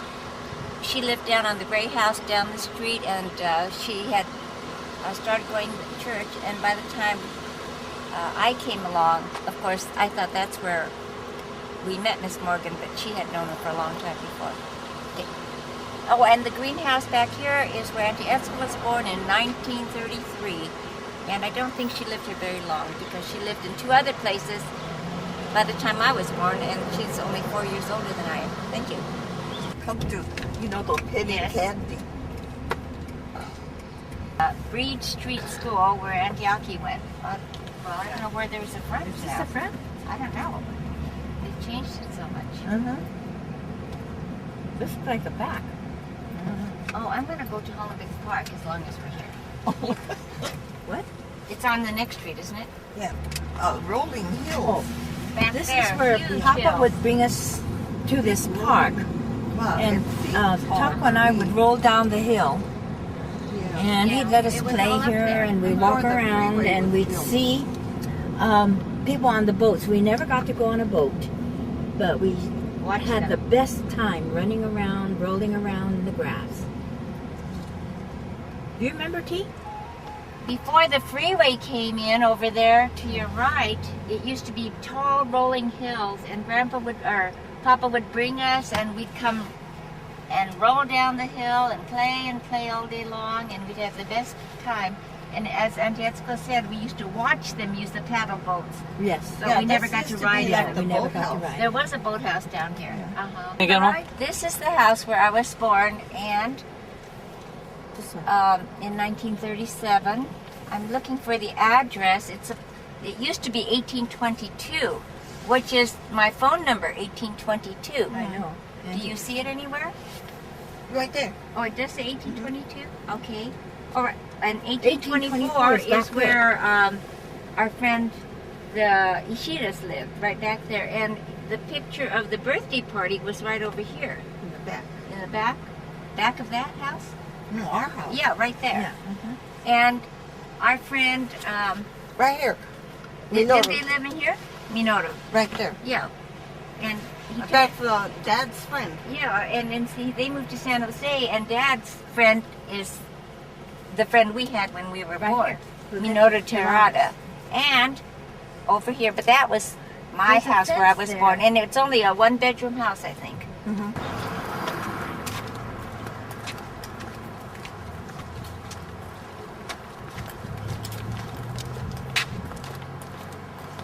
Okay. Okay. There used to be, I think it was here. The hedge must have been over here. Yeah. And this is the house where I was born by a midwife. And we all 6 of us lived in here. It was a one-bedroom house. I'm not sure how the sleeping arrangements were, but this was the living room, and I know we had a couch, and 2 people slept out here, or 2 or 3. Anyway, this is where I was born, and I remember when the war broke out, Papa had a suitcase right there by the door, ready to leave at a moment's notice, because that's how they were told to be ready. So I do remember seeing the suitcase by the door so that he could just take off. This number is 1822, and my phone number is 803-1822 by coincidence. So I was very happy. I don't ever want to lose that number. I know. Anyway, it brings back wonderful memories. It does. And from here we went to Poston. Yes. So, okay. Well, there used to be a bush here, Uh-huh. and it. Hi. And I could fit in right behind the bush there. And I used to think nobody could see me because the bush was so thick. I could see out, but I didn't think anybody could see me. And I must have been 5 or 6. And then I didn't want to go in the house because it took too much time to go to the bathroom. So I used to do the bathroom right out here. And Behind across the bushes. street And lived our friend, but his name is Min Terada, and he moved to San Jose, and he became Daddy's friend, not knowing that we knew each other. And around the corner is where my friend Jeannie Takushi was born. She's 3 days younger than I am. She lives right around, she was born 3 days after me. And around the corner to the right is where Harold Wakamatsu grew up. Yes. And Auntie Etsuko and Harold were in a wedding together as a flower girl and ring bearer. and the ring bear. I both went to school, 2nd Street School.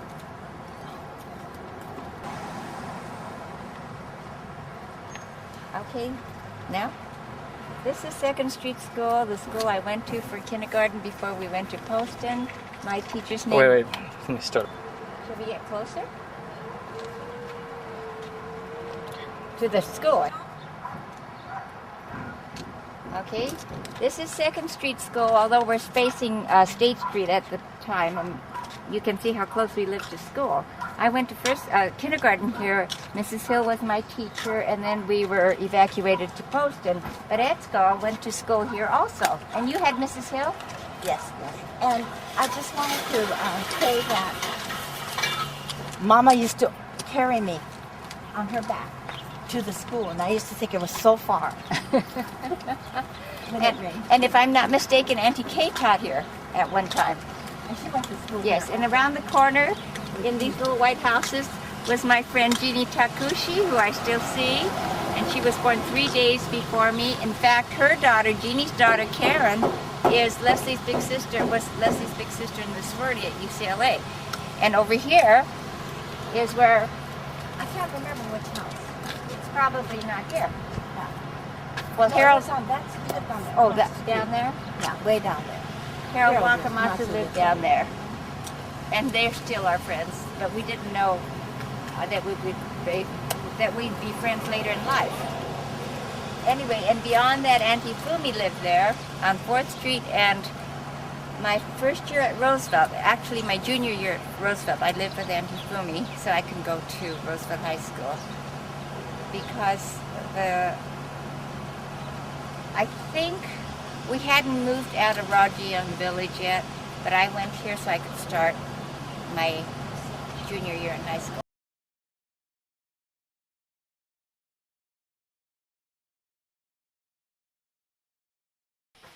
I noticed yesterday when we went on the tour of the homes, the place where you lived on 2nd was really big, and then the next house was smaller, and then you said you had to go to Michigan Avenue and live with the Quito family, and then when I was born, it was a small 1-bedroom house. Was that was because of the Depression and the lack of funds? I think so. Uh-huh. I mean, I really don't know, but I would guess so. But it was okay because everybody I knew was in the same boat. I mean, everybody was poor. You know, it was the rough all over. So I don't think that we felt particularly poorer than anybody else. What happened in the Michigan house? Who lived with you? Oto-san, A-chan, Fumi-chan, Omie-chan, I think. And we have one room in the house. For the 4 of you? Mhm. Wait a minute. No, there were 5 of us. Because Etsuko was born in the Right, house on... Etsuko. Yeah, I forgot. Etsuko was the What did you do in that small house? Well, no, I mean, it was not that small a house. They just had one room. Yeah, we just But had that's how a lot the of one families live bedroom even to now. sleep in, Yeah. but, you know, it was a pretty large house. And like H.M., there were bedrooms upstairs, and he had his own room, and Omie-chan and Fumi-chan had their own Well, Achan was the smart one. 2 rooms. Yeah. I mean, there were 2 bedrooms up there. One was H.M.'s bedroom, one was Omie-chan and Fumi-chan's Could I ask you bedroom. about Wachan? What happened to him? He wasn't here. He was he's in Japan. Okay. He didn't come till later. Yeah. Well, tell us about when you were sick in that house. Oh, all I remember of that house was that I was sick a lot. I was home from school a lot. In fact, I was sick so much that I was in junior high school, and I was out so much that I was not going to be able to go to the next Great. grade. But for some reason, I was able to. Well, you were smart. No, Yeah, I you were. don't know why, but all I knew is I was home a lot. I was sick a lot. What did you do? I read a lot. And H.M. had this set of, it's called the Book of Knowledge, and there are probably about 12 volumes. And so, as far as I remember, I read almost all the books. There were a lot. That's why you have so much knowledge. I know. That's why I got so It was- that way. Yeah. It was a very interesting set of books. It was like the encyclopedia, except that it was much more interesting and well written, and That's I why we really always go enjoyed to it. you for knowledge. I know. Yeah. What about Mama? Did she cook She for would- everybody? She did the cooking for the whole family. Wow, that was massive. I know. She's a good cook, though. Yeah. And I think she cooked a lot anyway. Right. You were saying something about Trivial Pursuit? Oh, yeah. You know, when we used to play Trivial Pursuit, all the kids would want Antioche on their team. I don't blame them. Yeah. You always won. Okay. Yeah. Now, I have a lot of trivia in my head. Yes. Did you remember it? Yeah. And, Important thing. I have to say, too, when we went on the trip to Alaska, And the people couldn't remember the names of our waiter and waitress. So my friend Beverly says, "Call Aki, she'll know." And she did.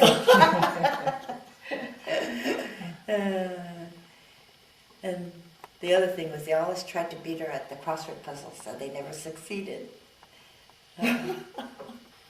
Oh, I want to tell you about our brother, Sadao. My brother Sadao was born August the 26th, 1925. He was about 2 years younger than I was. And we were the only two in the family until my brother was about 7 years old when my sister Etsuko was born. So we grew up together for a long time by ourselves. And then when we went to, the next thing I'm going to talk about is when we went to camp. And my brother was in school at that time, and before he went to camp, he was attending Roosevelt High School, but because of evacuation, we had to leave. And so he had to finish his high school education in camp. Where did he go to elementary school and junior high school? Oh, he went to probably Breed Street School and 2nd Street School, and he went to Hollenbeck Junior High School. All in Boyle Heights? All in Boyle Heights. Mm-hmm. And he was attending Roosevelt High School at the time of evacuation. Yeah. Yeah. But before the evacuation, when we were growing up, I remember him making model airplanes.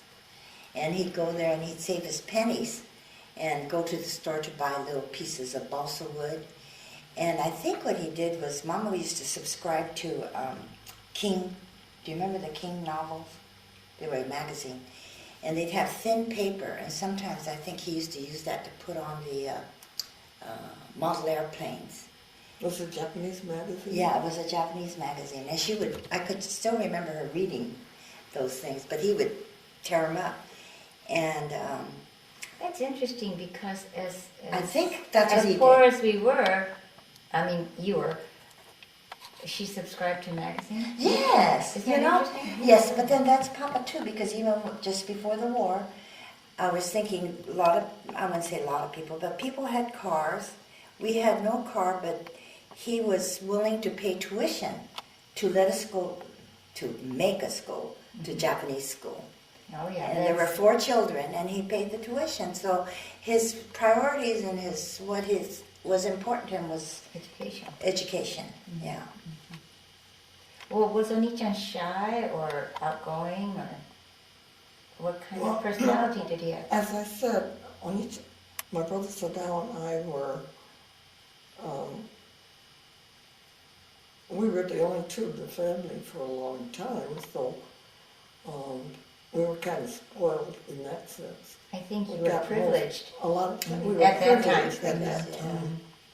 And then when my sister Etsuko was born, he had to look after her a lot He too. did. You know, he took care of her. He Where did. was Mama? Was she working? No, but she was doing work at home, I think, and so we had to take care of Etsuko, and he took care of her a lot. Yeah, he used to take me to the movies on Saturday, Which one? to Moralta or Joy Theater. And he would take me, but he would go with his friends, and he'd sit in the back with his friends, and I had to sit up in front. Embarrassed? Yeah, but he would take me. And then we went to camp, and he finished his high school education there, and then he was drafted into the Army, and he was about 18 years old at the time, and went into the Army, and was in the Army for about 2 years. I think that's the time I remember because it was so sad. Mama cried and cried and cried, sending her only son out of this safe surrounding of camp into the war. And family. Yeah. And what was so interesting was he was drafted after being Incarcerated. incarcerated in a And he went. And they called it the internment camp. And But they all went. Yes. Right, most of them. Yeah, most of them, but that was so strange. and then he was ready. He was over in the East Coast, ready to be shipped out That's to right. Europe Mhm. when the war ended in Europe. So then he was sent to Fort Snelling to the Japanese language school to brush up on his Japanese so that he could go into the Pacific Theater, with the war against Japan. But by the time he finished, the war with Japan was over, but he still got to go to Japan to serve. So while he was there, he tried to look up, he went to look for our grandmother and our family. And when he went to Tokyo, an address he had of where the family was, the whole block was leveled. There was nothing there. He had no idea where they could be. There was nobody to check with. But he finally got in touch with our uncle, Sasaki. my father's brother. And he- Sasaki no Oji-san. his name was Sasaki. Because although he was our father's brother, when he got married, he took the name of his wife's. He took the last name of his wife's because she had no brothers, and that was a tradition that the Japanese had. So that if they had any sons, that he would be able to carry on the name of the wife's family. But anyway, he found our uncle, Sasaki, and our uncle evidently had some money because he was able to put information on the television saying that our brother wanted to locate our grandmother, but he had no luck. And so he was ready to be discharged, but he decided to stay about 3 months to look for them, but there was nothing, he couldn't find them. So Did he we have finally came television home. then? We didn't have We didn't have television at that time. Oh, they didn't? No, it probably was on the radio. Oh, on the radio? Yeah. But did you know all this information? No. I didn't either. No. It's all new to me. Yeah. No, that's good. Yeah. Yeah. But Well, that, then he was discharged, and we were living in Raja Young Village at the time. So he came to live there with the rest of the family. And the reason we got to move to Rajang Village in the Quonset huts, where now the Gene Autry Museum and the zoo stands, is because he was a veteran. And it was all for veterans only. And I think, as I recall, we only paid $35 a month, something like that. And it was a big amount of money Yes. then. And then he went to UCLA under the GI Bill. On So the he- bus. So he got his education at UCLA and got a degree in engineering, mechanical engineering. mechanical engineering. And then he got a job I with gotta the say one thing. Los Angeles Department of Water and Power. Well, when he was at UCLA and we lived there, he said to me one day, "You know, I got on the dean's list." And I said, "Oh yeah." And I didn't realize how important it was because I was, younger, and I thought, whatever that is. Especially after you got to UCLA. And I know. Not getting on the I know, dean's list. I know. And I thought, geez, it's so bad. Here he's telling me who doesn't even know what he's talking about. I wish he could tell people who knew what he was talking about now that he did make the dean's list. And I think for a while there he didn't feel real smart because when he was in high school, he said he flunked Spanish and some other class. And here he is at UCLA on the dean's list. I thought that was pretty good. I remember him mostly after he came out of the service and he moved back into Rajian Village, and that place was just a little Quonset hut like this with a little living room, not even a living room, a little room, and a little kitchen, and a little bathroom, and a little bedroom, and another bedroom. and Oni-chan had to sleep on the couch In in the living room, but it was so small, he had to wait till we went to sleep. And you two slept in this little bedroom back here, and Mom and Papa slept here, and I had a bed right here. But that's what I remember. And then also, when his friends used to come over, I don't know, I think they were from camp days, we had no transportation. We'd have to take bus and transfer, but they used to come over and play cards, remember? Teruo and Joe. and Bobby Fujioka and about 4 or 5 of them. They used to come all the way up to where he was. where we lived, Yeah, because he couldn't get there, and they'd play cards. Then afterwards he joined a investment group. Oh, you did? Yeah. Yeah. Yeah, and they stayed together for a long time. Oh, that's true. That's right. Yeah. Oh, we were talking about his investment group, and some of the friends you still see, or we still see, but many of them have passed away. But Masatai is still around. Masatai is still around. Yes. Yeah, but his best friends Joe and Teruo actually died before Oni-chan. Yeah, they died, yeah. I think. Yeah, they did. No, Joe died afterwards. Oh, They so both did died. Teruo, They were- because I remember Teruo Because he coming. was here. Oh, he Yeah, was? they were both Oh, here. well, they died right after. Yeah. Uh-huh. They died But after. Very early. The house where I'm living now, that my brother bought for us, the walls and the design were designed by his friend Joe Takashi, that he knew from camp, Yep. and another friend from the investment group, Snyder. And Snyder, the Etsuko, Yeah. he designed the landscape for the front yard Yeah. and the backyard.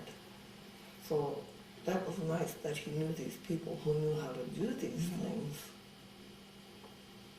And I think they both did a good job. yeah. And he worked for Water and Power for many, many, many years. I mean, that's the only job I know that he's had. That's true. That's You know, until he became ill with Lou Gehrig's disease, which we didn't know that's what it was for years, because I recall his hand was getting weak and he had surgery. Remember, they opened it up Yes. to move They thought the he had nerves. carpal tunnel. wounds Yeah, in and there. they fixed that, and it just didn't get better. And then Yeah, but his main complaint at first was he couldn't turn the key in the car. He had to use 2 hands. At least that's what he told me. And I was living in San Jose, and he'd come and visit and tell me these things. And then he couldn't eat with chopsticks. And, so you saw, Okene saw it the most because you saw him progressively get worse. We'd see him periodically in San Jose. And after going to USC and having people look at him, and he was in a study, and he decided he didn't want to be in that study anymore because it wasn't helping him. He came up to San Jose, and Mako and I took him to Pacific Medical Center in San Francisco. And Forbes Norris was a noted doctor who studied ALS, amyotrophic lateral sclerosis. And he said, at that time, you have ALS. nobody until then said. No, what he nobody had. said it out loud. And that time when he came with, and Okine had bought him a suitcase that would hang down from his shoulder because he couldn't hold it with his hand. And when we saw him, Mako and I picked him up at the airport. We thought, oh my goodness, I guess he can't carry the suitcase anymore. But anyway, that time we took him up there, and he was told that he had the disease. But that was years, because it started, in the early 70s? Because I remember when they moved here, he could hardly move anything. Yes. That was 1974. And he died in 1982. So he had that illness for a long time. But the thing I remember, or several things I remember, he never asked why it happened to him. He sort of accepted it as it came. You know that Japanese word shikataganai, it's happened, so I'll just go and flow with it. But I'll never forget this time in church Masi Okada was our director of Christian nurture at Wintersburg Church. But he also was very good at visitation, and it was like 30 miles or 40 miles, maybe longer, for him to drive from Huntington Beach to Montebello. But he would come regularly to talk to him and visit with him. And he was just so kind to him, and I'm sure he introduced the gospel to him. But after Oni-chan died, way later, Masi was on the pulpit one day, and he said, it might have been Mother's Day, and I can hardly say this because I'll cry. I know. He said something about a mother's love, and I actually thought he was talking about Jesus' mother, Mary, you know, a mother's love for her child. And he said it was Mrs. Sakuma, her love for her son. Every time I went, he said, she exhibited such kindness, such love. He said, I'll never forget. And he said all this in front of the whole congregation because that's how he felt. And I thought that was so nice of him. Yes. And then the other time, as long as I'm crying, the day he went, no, it was the day before he went into Cato Nursing Home. We had to put him in because Okini-chan got sick. She had hepatitis. Mama had a stroke. Oh, no, it was before. Mama still didn't have a stroke. She had a stroke after that. Yeah. But It was getting too much yeah, for it her. was getting very, very hard because all he could do was blink his eye. He couldn't move a muscle. So it was a physical impossibility to keep him here. And Okine was working full time. She was working full time, and I came as often as I could. But And you did, yeah. the main load was on Mama and Okine-chan. So then we finally put him into Cato Nursing Home. It might have been a Monday or Tuesday we were going to put him in, but Sunday the choir at Wintersburg was going to go perform at Union Church in the evening. So they asked if they could come and sing. Oh. And they all came here and they sang to him. And I don't think there's one dry eye that day. That day, yeah. I mean, all of us were crying. And it was so touching that, and you talk to anybody in the choir now, they will remember that day. I think that was one of the reasons Mama lived so long and was able to take care of him is because she had to take care of her son. And But it was so hard. it was hard. Well, and okay, too. Had one to. thing- Well, she ended up in the hospital. Yeah.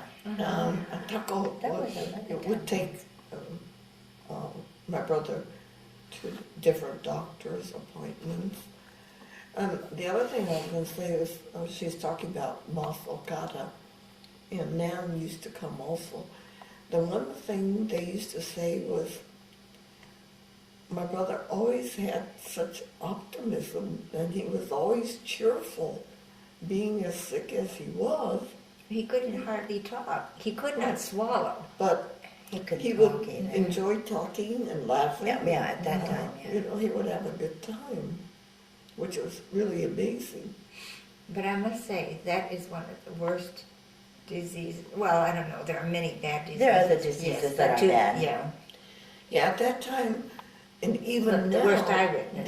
they don't know too much about it, but at that time it was rather a new disease, and now they're much more involved in it. Excuse me. Yes. And now the Jerry Lewis telethon for muscular dystrophy has now included Well, they had ALS. They had They included had it at included, the, at and that that's why I'm time. so grateful for the Yeah, MBA they- because right. they covered all these Bed. but services for all the different MS. And then, yeah, that's And- what I thought. And I called and got as much information. They Right. provide the bed, Right. the Yeah. lift, Right. the wheelchair, Yeah, you they did name it. They everything, provided yeah. everything. Right. Uh-huh. Yeah, they still work with them, but there also is a ALS association too, and Well, Dr. there was then too. Yeah, But but it was the- Okay. Okay, let's Oh, yeah. how old was he when he died, and then tell us about that day. Oh, he died when he was 56 years old. yes, On May 5th, Boys' Day. Boys' Day, yes. Okini-chan was at a conference somewhere out this way. I got a call at school at I think our school let out at 2:20 at that time, 2 o'clock, and I was just totally in shock. So I got a hold of her somehow, found out where her conference was. She and I went down. I went home, got Bob, went over there, and of course he was already dead, but he looked very peaceful, very peaceful. I just have to insert something. When he went to see Dr. Forbes Norris, he says, "How am I going to die?" And he says, "You'll probably get pneumonia." And that's how he died. And that's how he died. Is that right? Yeah, most people do because they don't move. But I know I always felt badly, but Cato always wondered why we didn't put a TV in his room. But he said he didn't want one because he'd rather listen to the radio. I think the radio gave him more comfort, more information. Was he had to use more energy to see the TV, and he could. The only thing he could do was blink. Anything else you want to say about Uncle before we move on? Well, before he went to Cato, he had gastrostomy too. It's a tube to your stomach put in, so he could be fed. But prior to that, he was fed through a tube that went through his nose. For several years. For several years. And And that is incredible that he lived on Ensure for all those years. And then when he had the surgery, the surgeon said that he had lots of fat. He was just amazed that he wasn't emaciated when he But put actually, the tube in. after he put the tube in, he got healthier. Yes, he did. He looked better. That's why they wanted to do that, yeah. Well, plus the nursing home couldn't do the feeding through the tube. Yeah. It was, yeah, but it was. And then he died. And Mama Mama meanwhile had a stroke. Huh? Mama had a stroke Yeah, that that March, and he died in May. It was a difficult period for all of us. It was a difficult period for you people down here. Very difficult. Yeah. And I don't know that the kids knew Uncle, but I don't know that Crit got to know him very Well, I'll tell you what Leslie said was when she was growing up, she could just remember coming home from school, having a snack, and going to the hospital. Yeah. Oh, yes. Oh, that's one thing Crit said. Yeah, that's what Les said too. Their whole teenage years were nursing homes That's because Oni-chan was in the nursing. Oh, before that, Papa was in the nursing home, then Oni-chan, then Mama, and especially Crit. He had to go everywhere with me, all the nursing homes. And even the one in La Mirada, because that's where we lived closest to, and he always had to go with me. So they did. But through God's grace, because of this experience of nursing homes, none of them are too bothered by going to nursing homes. No, they're not.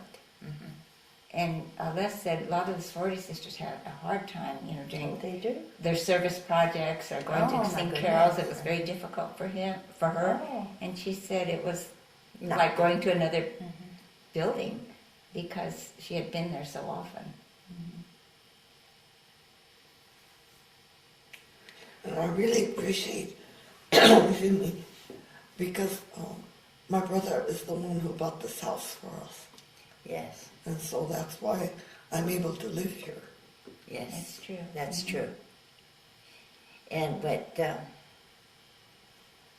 Mama told me that he said, Oni-chan said, he wished that he could have left more money for the children, our children. Oh my goodness. Isn't that something? That's really nice. Yeah, but that's how he thought.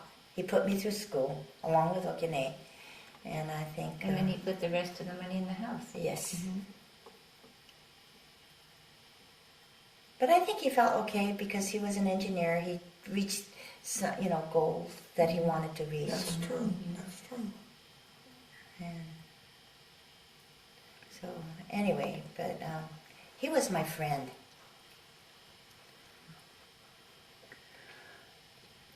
We have time for maybe one more thing. We didn't talk about how your dad died, did we? No. What? How your father Or died. even Mama. Or mom. Oh, Well, you kind of mentioned the stroke right now. yeah. But she was in a nursing home for 2 years. Why don't you talk a little bit about the final years of your dad and the final years of your mom? Well, I can remember Mama because she had to take care of Onichan so much, but she did live long. She died at age 84, but she had the stroke in March, and my Onichan died in May, so she lived 2 years after that. And In a nursing home. But you know what? She was happy. She just remembered what she wanted to remember. When she'd see Crit, she'd say, "Oh, Sadao, you're here," you know. And she'd see me, and she says, "Who in Japanese? Anta dare? Who are you?" Yes, etc., etc. So she kept us laughing a lot. Yeah. And she finally, I think I have to say, she's very strong. She had several bad incidents in the hospital. She had this horrible hernia. I know. And she lived strangulated hernia. hernia. Strangulated hernia. After she was in the nursing home, and she lived through that. She had the operation. Yeah, she had a major operation, but prior to that, she had many operations. But this one, in her condition, she lived. That's right. Mm-hmm. Yeah. Well, she was able to, we were able to bring her to the house for New Year's. The 2 years she was in the nursing home. But she was, I think she was quite comfortable there, and there was Mrs. Miyamoto. Remember that nice Japanese can't nurse? remember. Yeah, she took really good care of her. Yeah, there was the head nurse was Japanese. And it was close to her work and Yeah, close to my home, right. sort of, so we could see her much more often. Do you remember anything about Papa? I do. About Papa. I saw him the weekend. He died. Papa died on Tax day. tax day, yeah. I remember. It And was it was frantic. over the weekend, and I came just before he died. And then I went home because I wasn't sure that, well, I didn't think he was going to die. And he died like 2 days later. It might have been, yeah. But what I wanted to say is when Crit was about 4, I think 4. Let's see, yeah, it was 1974 he died. And Papa just adored him because he was the first grandson. Yeah. Just adored him, played with him in the backyard. And this is exactly how it happened. He was playing with him in the backyard, carried him. Oh, that's right. Remember? And he came in and he was having trouble breathing. Oh. And that was the beginning of the heart failure. But he was doing exactly what he wanted To do, yeah. And then he never did get to move into this house. No. But he was knew able. about it, yeah. We were able to celebrate the 50th wedding anniversary. Oh, yeah. Oh, yeah, we did. They were able to celebrate Yeah. the 50th wedding anniversary. That was like 2 Although years he before. wasn't that well, but they were able to celebrate that. Yeah. And at, what was that restaurant? Horikawa. Yeah. Yeah. It was a very nice celebration. You were about 2, I think. Yeah. And they really had a good time. So that was a nice day. That of was a their nice life. day, yeah. But Papa had congestive heart failure. Yes. And it just Got worse as He was time. in and out of the hospitals. Right. And then finally, because Mama was, She had to have surgery like her cancer, a colon cancer, and so it was almost impossible to take care of 2 people. So Papa went to the Cato Nursing. No, He went to City View Nursing Home, and then to City View Hospital. That's where he died. Well, we were living in a little apartment on 4th Street in Montebello. After we left the 6th Street house, and because this house was still being built and was not ready for us to move into, so temporarily we were in this apartment, and my mother had to have surgery for colon cancer. So he was at home then, and then as soon as she got home and was well, then he had to go in because he was having trouble with his stomach. He had like a bleeding ulcer, and so the doctor thought it was better for him to be in the hospital. So that's when he went into the hospital. Mama had to do that. Yeah, she was in great pain that New Year's. And she said, I have to do that because Papa's not going to be here For longer. the next New Year's. Is that what she said? She told She me knew, that. because knew. she knew he was not Yeah. well, because the day that he died, I remember calling her and I said, Mom, do you want to go see Papa? And she said, no, I'm not feeling too well, so I didn't go. Then Fumi-chan calls me and says, I'm here at the hospital, he's not looking well, somebody better come down here. So I called you came from work, Oni-chan came from work. I ran to get Mama. She lived in the apartment right down here, and on the way going, I was just telling Etsuko, she said, mo dame, and I said, I don't know, dame means it's no good, and I said, I don't know, but when we got there, he had already died. But as I told her the other day, I don't think so. you don't think so? I think we were all there. But Mama wasn't. Oh, she wasn't? No, she wasn't. Actually, I went to the hospital, that's why you saw me there. Okay. And when I saw his condition, Okay. You that's went what back. I ran to get her. Yeah. And Okay. so on the way back, he died Okay. at that time, in Yeah. that time. And that's why she knew it was already too late, Okay. because I came running to get her. Okay. But I told Etsuko, do you remember in the movies how they used to tie you up so your jaw doesn't fall? You've never seen that? I never Well, we saw walk that. I in, never Mom and saw I it. walk in, and he's got this thing around his chin and tied on his head. We started to laugh I know. because he looked so funny. But it was so that his jaw would stay See, up. I know. Yeah. So, I mean, we couldn't mourn because we were laughing. I know. That's okay. But, yeah. That's what happened. And at the funeral, I still remember Christopher saying, how come Mama's eyes are so wet? He was about yeah. to.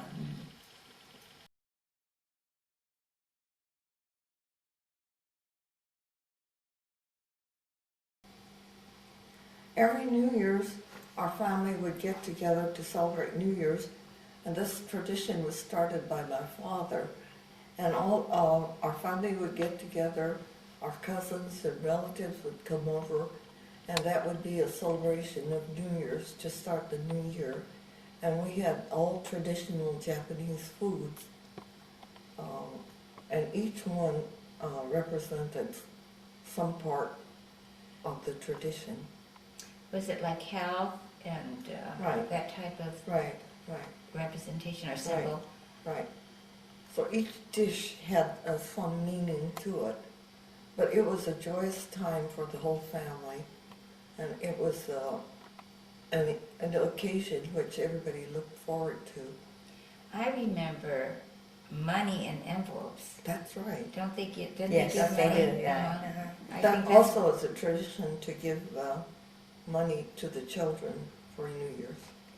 And it was a time for extended families to come together. Lots of cousins and my uncle would get together, and some of them we didn't see all the time.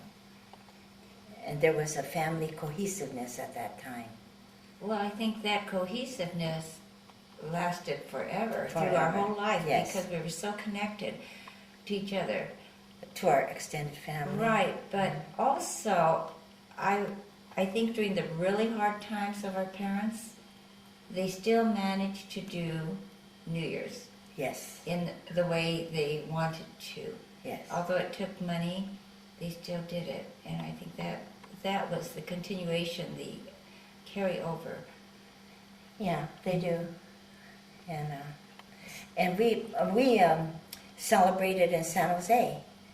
And my children look forward to a New Year's party. They don't always like the food that I make, but we have extended the food to include some American food, some Chinese food. It's not always just traditional Japanese food.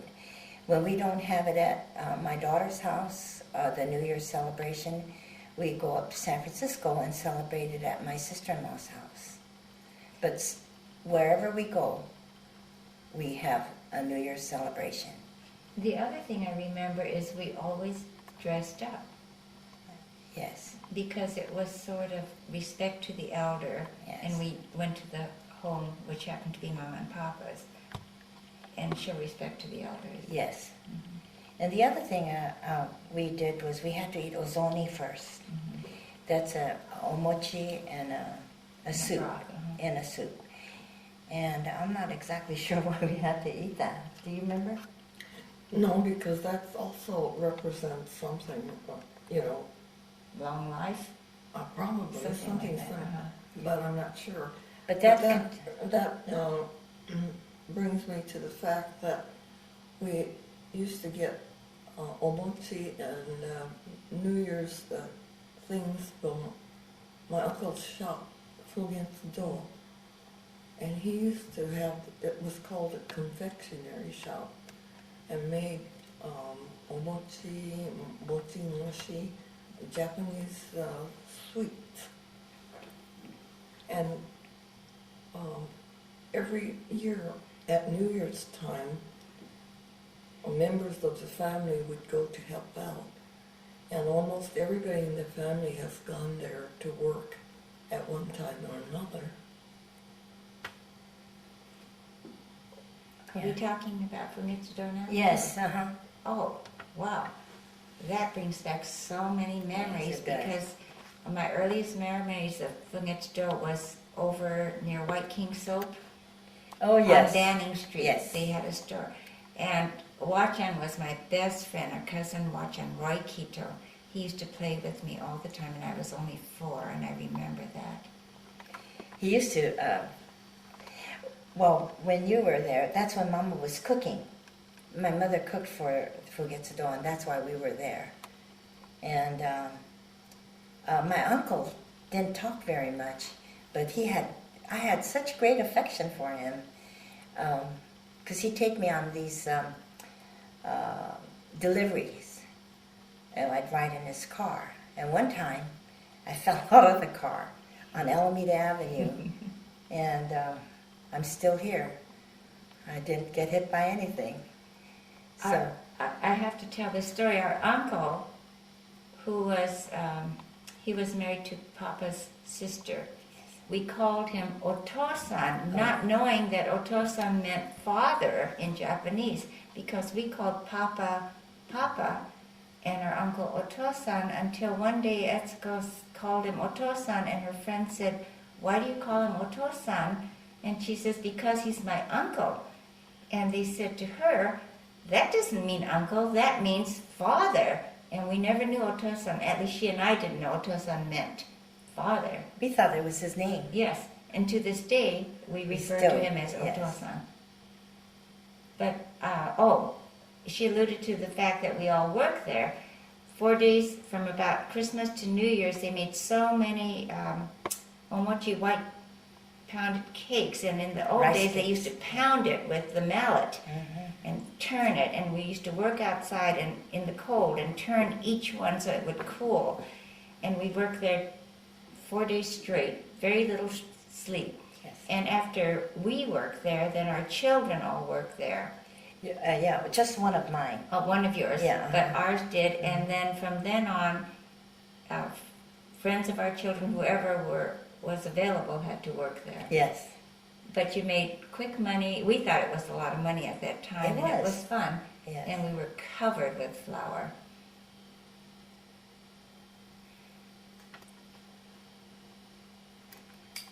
Talk to me about your favorite some of your favorite Japanese foods or dishes. Well, I will start because Japanese food in the New Year's tradition a long time ago was not my favorite. I didn't care for any of it, but as I grew older, I learned to cook them and now like them. But as far as our favorite, what would you consider a favorite Japanese food? Actually, my favorite is rice. Well, that's pretty good. Yeah. I like tempura is my favorite. Shrimp and vegetable tempura. I don't know that I have a favorite Japanese food. I like many of them, and I don't like many of them. But I don't think there's any. I like rice because it goes with anything. That's true. Yeah. That's true. And the ones that I do like are not traditional Japanese, but Americanized Japanese yeah. foods. How about natto? Oh, I personally like natto. Yeah. I don't know if you I like people natto. do. Yeah. No. I like it. Because it's one of those foods that you have to, Acquire a taste for. yes, and after that, Leslie, my daughter, liked it, so she taught her children how to eat it, and they call it gooey beans, and they love it. But talk about gooey, the other Japanese food I do like is tororo. Oh, yes. It's taro, is that what it Yeah, is? taro. The taro root where you grind it and it becomes very gooey, and I do like that. So many things are acquired. Yeah. I think I like all kinds of foods. Okay. Let's talk about Japanese school. Well, you start because Yeah, you went to you went to Japanese Japanese school the first. longest. Like a lot. Oh, When you started Japanese school, yeah. how old were you?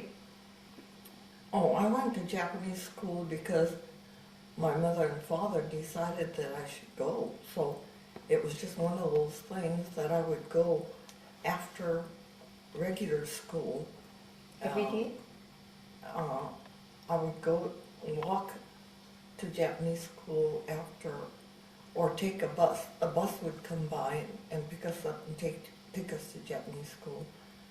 And of course, at that time, I did not really want to go, but I was sort of forced to go. And now I'm glad that I did go because I still have knowledge of Japanese, and I can read and write hiragana and read some of the kanji. So I'm appreciative of that fact. Well, did you go before me? Yes, I went to Japanese school. I still remember going. I think I started when I was in kindergarten or maybe first grade. And I went until the fourth grade because that's when the Second World War started and then we had to leave for Poston. But I went every day, I still remember, and I had no feeling of whether I liked it or not liked it because it was something that you did, like going to school, and like Okine-chan and Oni-chan just went, and I just went too. But I'm so glad I went because I still could read katakana and hiragana with some help with a book, and I still remember a little bit of kanjis. And I'm really glad I went to Japanese school. After we came out of camp, I was in I'm not sure when I was, and we moved, I can't remember, Rajian Village was when we moved to. And then I think I was in high school, and my parents made me go to Japanese town every Saturday. That's when I didn't like it, to go to Japanese school. It was not exactly in Japanese town because I went with you. It wasn't. It was in the Market. the market district on 9th and San Pedro. Oh, it was. And we took a bus all the way from where Griffith Park is. Every Saturday morning by 9 o'clock we had to be in class. And well, if you look at the area now, it's Skid Row. Uh-huh. Our bus let us off in Skid Row, and we had to walk maybe 4 or 5 blocks to this little house, Murakami Sensei. Yes. And I think all I remember is he used to hit us if we didn't say the right words. And he, way across the room, he'd have a ruler and he'd go and hit us. And I was not a good student. I never enjoyed going. I didn't. But the greatest time of Japanese school was going to the market right on the corner and buying the jinjimos at lunchtime. Oh, I don't remember. Don't you remember No. that? Oh, that was the greatest. I remember the most of his hitting me. Yes, so that's our experience. And you know, when you go to Japanese school once a week, it does not stay. You have to go every single day. And so my knowledge of Japanese is very limited. My reading and writing is not there. But I can speak it only because Mama and Papa spoke it. Yes, and that was our language. Yes. In fact, Our first Actually- language. Actually, Japanese was my first language, and English is my second language. it is. But didn't we all speak Japanese when we were small? Probably. Yeah, until we went Yeah, to we school. did. Uh-huh. We did because Mama didn't speak English. Right, till we went to kindergarten. Okay, let's talk about Little Tokyo. What did it mean to you? And tell me a little bit about, after the war, a lot of Japanese came there to live. Why did they do that? And then what was your experience of Little Tokyo? Well, when I was growing up, Little Tokyo was the place we went to for occasions to have dinner. They had a lot of Chinese restaurants. Wedding receptions would be held there. Yeah, that's right. And a lot of social activity was connected with our Little Tokyo visits. And that was at the time that Little Tokyo was a very booming community. This was before the war. Yes, before the war. Did That Mom was and where Papa work? most of the Japanese social life was. Did Mom and Papa work down there at all? Well, when Fukunaga was there, Yeah, Papa. Mama used to cook for the employees. That's why we were there, Right. because she went to cook. Yeah. What I remember too was these, when you say we had celebrations down there, weddings and things, and we always had knee-high soda pop on the table. And after I married my husband, he lived in Sacramento, in that area, and he said they had knee-high soda pop on the table too at the Chinese restaurants. And I think when they had celebrations, and I thought, gee, I wonder if it was kind of like a Japanese thing to have the soda and Chinese food together up and down At the... least the Japanese in California. In California, Right. right. Right. The only recollection I have of Little Tokyo, Japanese town, is after World War II. And I used to go, our cousin Fumi-chan lived in a hotel right there on Weller Street. She and Akira and Keiko and her husband Sam, and take the bus from Rajayong Village, go down to visit them, and they would take me to the Linda Lee Theater, where we would watch Shirley Temple movies. And that was my big outing. So I just remember Japanese town or Little Tokyo after the war, and after the war, Nisei Week started up again, and at that time it was really big, and it was something to look forward to. So we went every year down to all the activities, festivities, carnival, queen type things. It was just our whole Japanese social life. Yes, Actually, it was our social life. It was. Mhm. And that Until was- the Japanese started to move out to the suburbs. But when we were growing up too, we belonged to clubs, my age group. And there were like girls' clubs. We were called the Leilanis. I have no clue why we were called that, because none of us were from Hawaii. And then there were boys' clubs. And when you talked about the Nisei Week, they had booths and things. We had booths too, and I can't remember what we We did. had the carnival. And we had the carnival, and we had little booths, and we served food or played games. And it was fun. We were tied to Japanese town Yes, at that that's time. right. And many of the people I know grew up in or around Japanese town in the hotels around there. And that's what the population came from them also. But they thought that was just the way to live in a hotel. They knew no differently. A Japanese town, Little Tokyo, was the center of Japanese American activities, especially before the war. And all the farmers who used to live like in Orange County and all the surrounding areas would always go to Japanese town over the weekend. That was their Outing. outing Yeah. for the week. Yeah, And that's that true. was where Yeah. they got together with the Japanese community. So it really the hub of Japanese American social life at that time. Okay.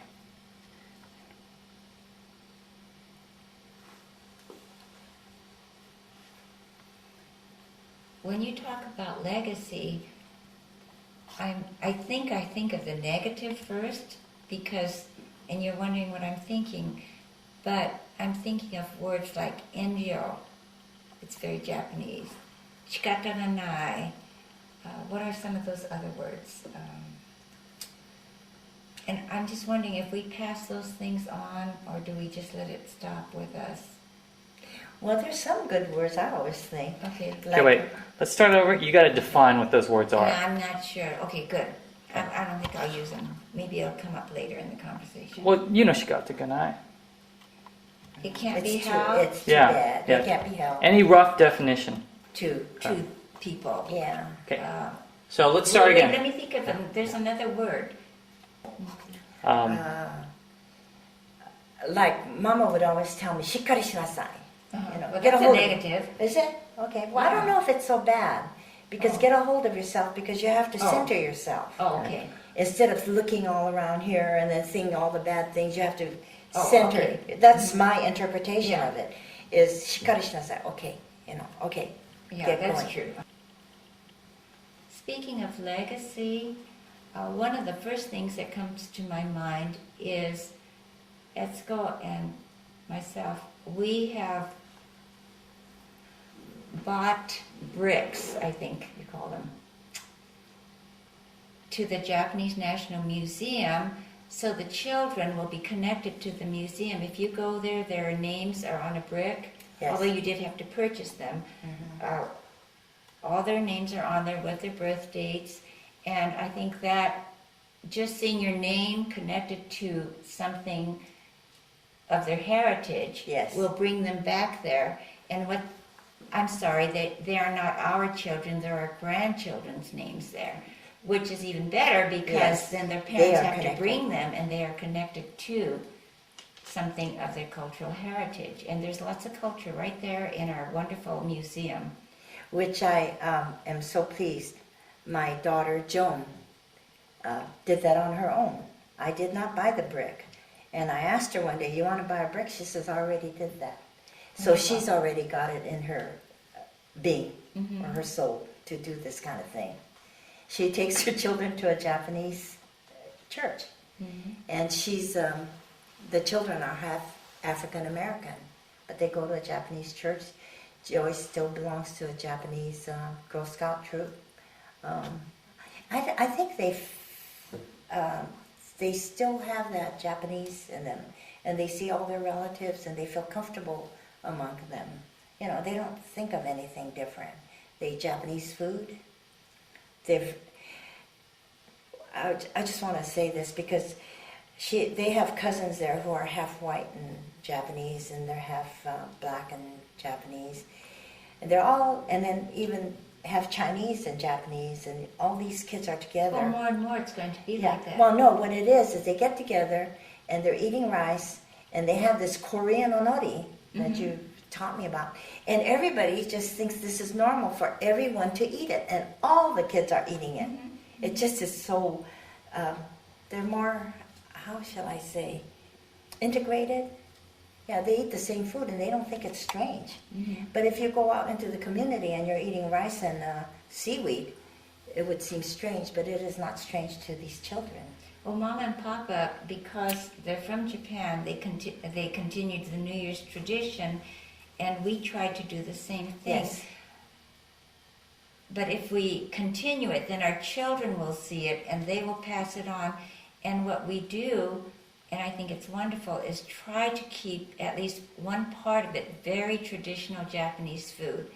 And of course, we have another table of maybe A lot of American, a Mexican, mix, yes, any kind of foods, food but like that. the initial impact is the Japanese traditional food, and I think our children appreciate that, and our grandchildren see it, and if we continue it, We still continue Yeah. the eating, I think they eat before they get their ozoni, but all my son-in-law, their children, they all eat ozoni on New Year's Day. Oh, that's a soup with rice cakes. Or omochi, yeah. one of the, you were talking about Japanese words that we use to define our feelings. So, what was the one you were using? Well, one of the things I remember Mama telling me was shikkari shinasai, when I feel like I'm falling apart. In other words, get a hold of yourself and focus, and which helped, because I would just think, oh, okay, I got to get a hold of myself, think, forget about the extraneous things and focus on whatever I want to do.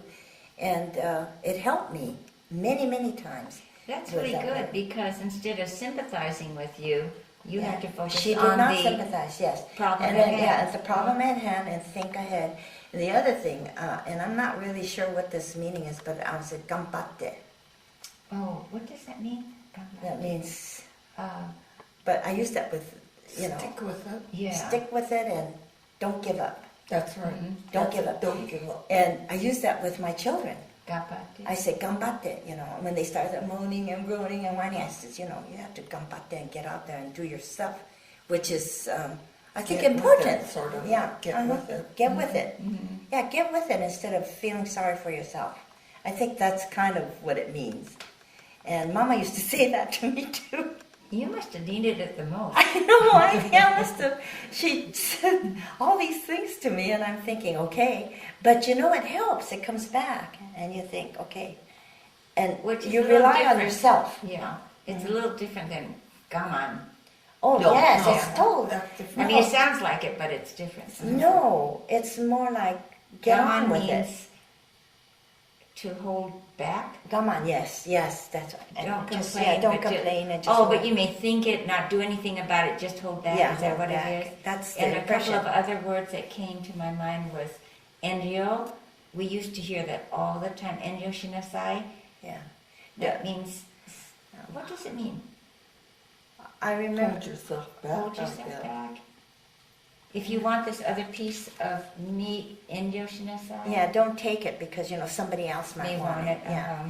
And I'm not exactly sure, but it doesn't have the In fact, warm connotation or the positive connotation. It's more like,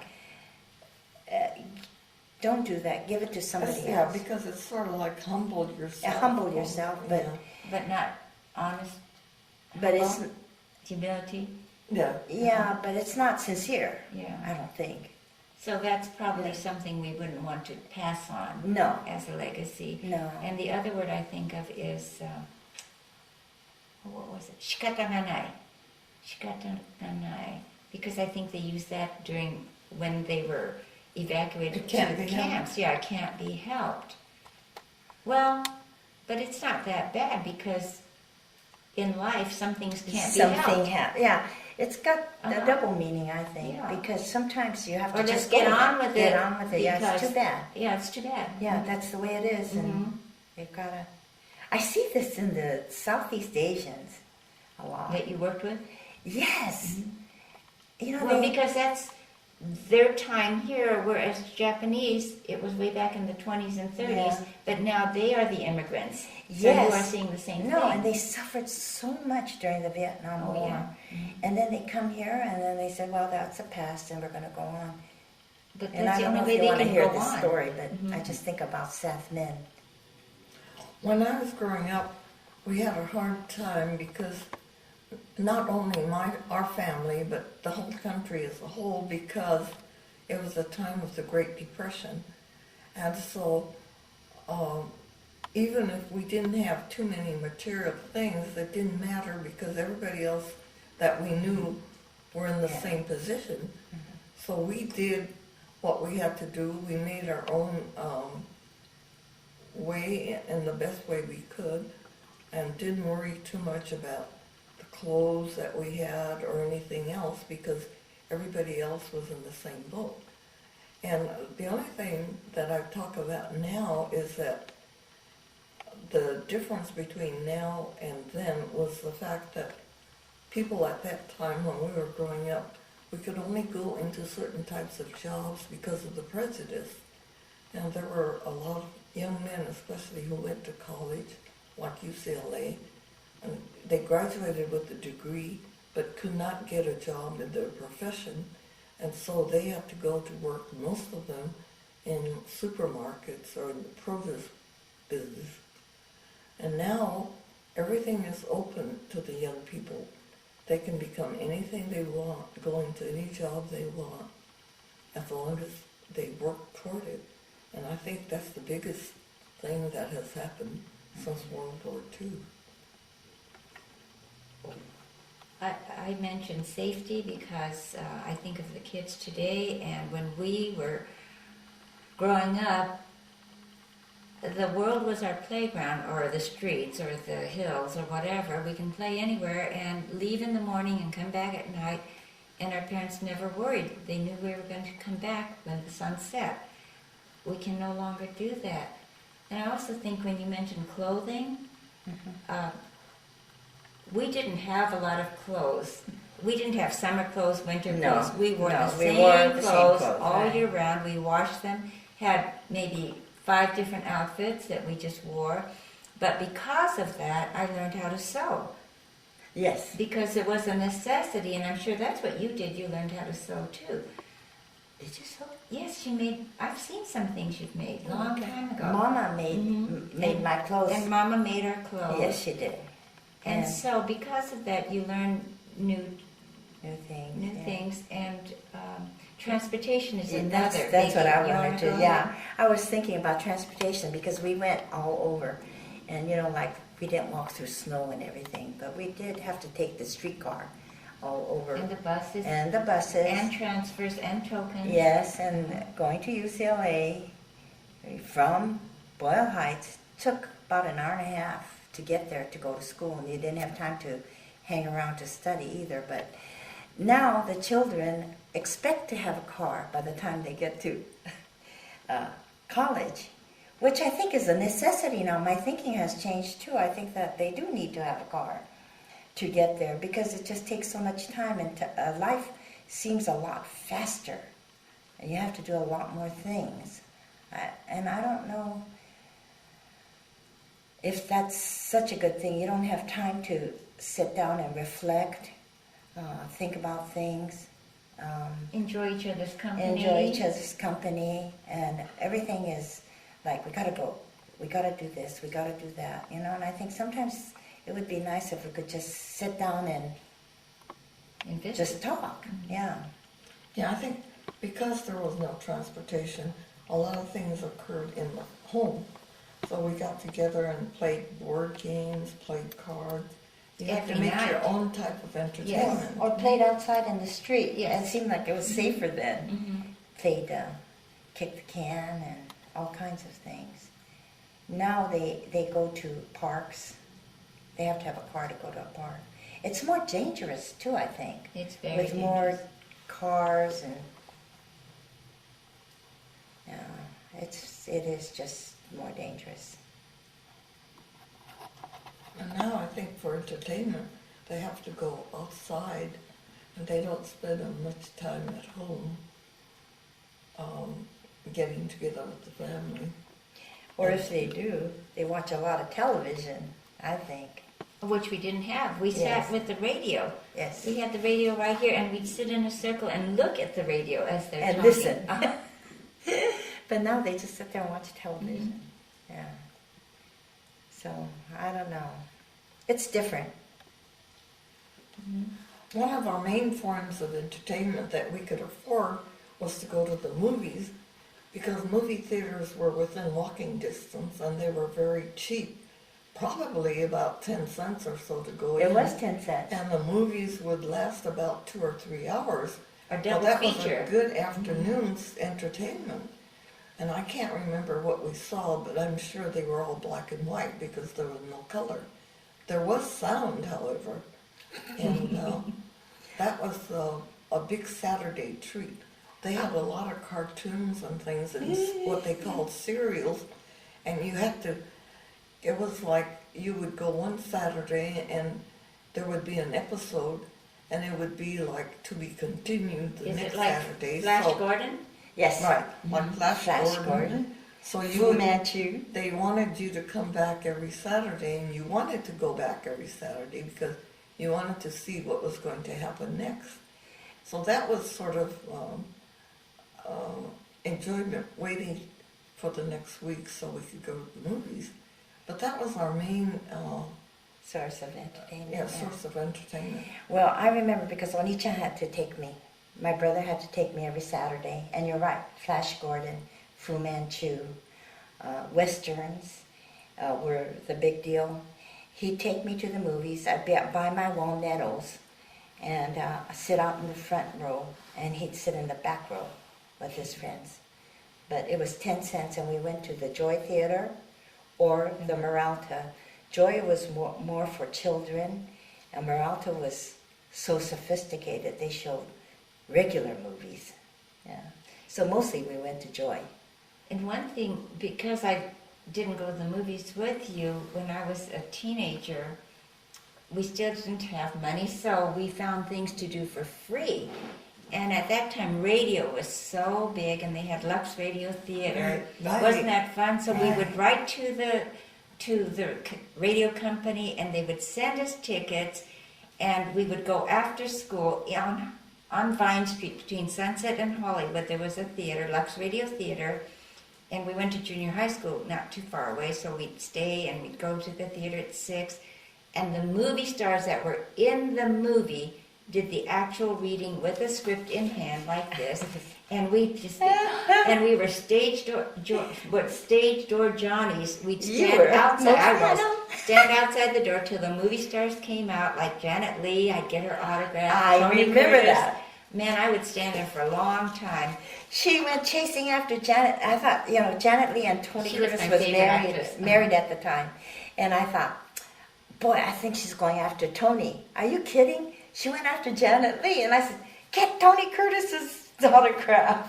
But it was free. But It was free. It was That's right. transporting us into another area where we can daydream, and it was so fun. And then we'd get home like 8 or 9 o'clock, taking the bus from Hollywood. But it was once a week if we can get the tickets. And then television came in. Yeah. And I think I went to one that I could remember. And And that's another thing. I would go either with you or with a friend. Yeah. And not be afraid. No. Mm-hmm. No.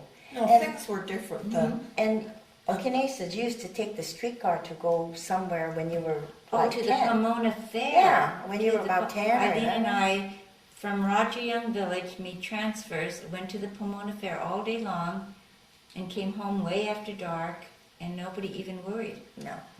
They were only We about 10 Yeah. years old. Mhm. Was it? Yeah. Yeah, that's right. Can you imagine what's And we made the Christopher same outfit to wear. Can was you so imagine ugly. him going anywhere by himself? No, not even down the street. No. I know. So it was different. I like that time when Christopher. Things were safe at that time. Yes. Yes. It was a safer world.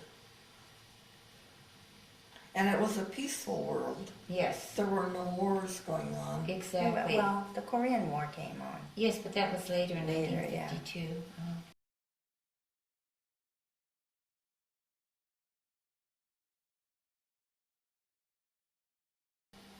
Oh, I just want to say I'm really grateful and thankful for you two being my sisters. I think you're the two greatest sisters in the world, and I could not ask for anything better. And I thank you for letting me be a part of your lives, your children's lives, and your children's grandchildren's lives. And I really appreciate everything you've done. I like having two sisters because I think they're the two people I could count on in the whole world. If anything happens, there's no question in my mind that they'll be there for me. There's nothing that would prevent them from backing me. That's my feeling. And it's been like that all my life. And it continues. Yeah, that's exactly how I feel. Yeah.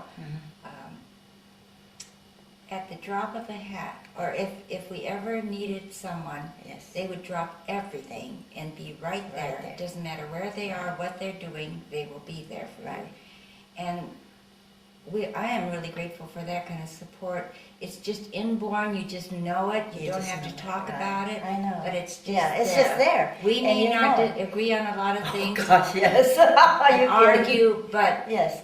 the bottom line is they They are are always there. there. And we will argue and just get irritated and do everything. However, when it comes to the nitty gritty, we are there, all the time. And that gives us the freedom to argue. Yes, Because and that's the another bottom thing. line, you know. We don't always carry Grudges. grudges, No, you forget and then we'll forget. Exactly. And then exactly. continue on. Uh-huh. Right. And I just always have had sisters, so I I, know. never really thought too Well- much about it because it was just the way it was in my life. Yeah. And I always the other thing too is I have to bring Oni-chan in too. Sure. Because as I was growing up, I always felt like I could count on him for things, especially his brain. Oh, yes. Uh-huh. He'd help us with our homework, and I thought, yeah. And he was another person I felt like, I don't know, it was our family. I I just think felt so, like we could because just count on each other. When he was ill, there wasn't anything we wouldn't do for him. Yes. No complaining. I mean, there was no reason to. You just did it. And he just assumed, We would, yeah, I know, and then even when he was well and we were growing up, I felt like he was a protector of mine. mhm. So that's it, I think. I mean, And we would not be here today if it was not for my brother, because he's the one who bought this home for us. that's true. Well, we know our affection is here, and we love our My sisters very I much. do too, yeah. Uh-huh. It's not something you say every day, but I think they just know that we love each other very much. Yes. Otherwise, we wouldn't We wouldn't- share all that we've shared and support each other lovingly with no strings attached. You just do it. Yes. And you just, because you love them so much. You want the best for them. You don't want Yes. them to hurt. And The other thing is too, like, I could feel it this sounds silly, but I could feel it in my gut. I feel whatever, and if anybody gets sick or anything, I just feel it. oh, you feel It the just- pain. You feel the pain, and it's so real, and it's the concern that I don't always feel with everybody. It's just there. And we're on the especially- phone constantly Yes. when somebody's not well. Yes. Or if we can't find someone, we're calling everyone Mhm. to see if everything is okay. We just No, have- I think we just care about each yes, other a I lot. think so.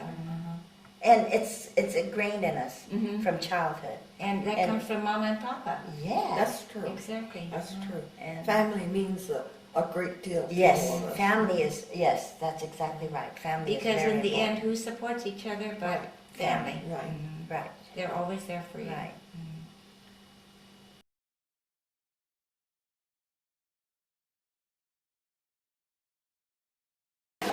Okay, so we're just going to go around the room. This is New Year's Day, 2008. We meet here at Auntie Aki's house in Montebello every year, and it's a big Japanese tradition for us to all come hang out. It's family, extended family, friends, just a big party. So why don't we come around, look around. It's just a bunch of excellent food.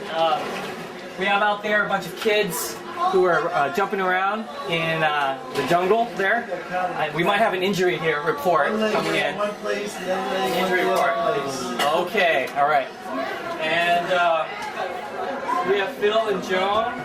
And this is Duncan here at the table joining us. Hello, Happy New Year! They're coming up from up north. Phil and Joan are. Yes, and we're so happy to be here this year. Yes, we are. To be with our family. Yes. All our family. Hi, Mrs. Duncan. Okay. And this is the traditional spot for the guys during this time. The couch and the seats have been reserved for football. Jack is Peter's younger brother, and you have a new girlfriend this year. Yes, Jack? Somewhere around in the universe. I do. And Peter is a big fan of USC. What's her name, Jack? This is 2008. And okay, we'll return back to Jack. All right, so we're gonna come back Who around. doesn't want that on record? You too. This is the living room where other people hang out. And let's take a look at some of the food. Okay, Kathleen, why don't you introduce your tribe? Hello. This is Charles, my husband. Adam, can you say hi? Hi. That's Brandon over there running around recklessly, kind of crazy. Happy New Year. And over here that's Portia and Machiko, that's Etsuko's daughter, and some friends from the church. And here's the traditional Japanese food. This is absolutely delicious. Some fish tempura, sushi, Spam musubi, gotta have that. potato salad, and this is one of my mom's favorite dishes. It's kind of, I just call it the noodle dish. That's really good. And then over here is some more traditional food with some of the older folk around the table. Some lobster, some anchovies, the Japanese footballs, a lot of the traditional Japanese foods that we eat every year. And I wish we had a picture of the ozoni soup, which is mochi and seaweed and some oshoyu sauce in there. We usually eat that every year for good luck, supposedly in Japanese culture. And this is 2008. And this is Will. Will, how old are you? 9 years. 9 years old. He is going to be just a crazy man on the football field. Huge. I know. Coming in.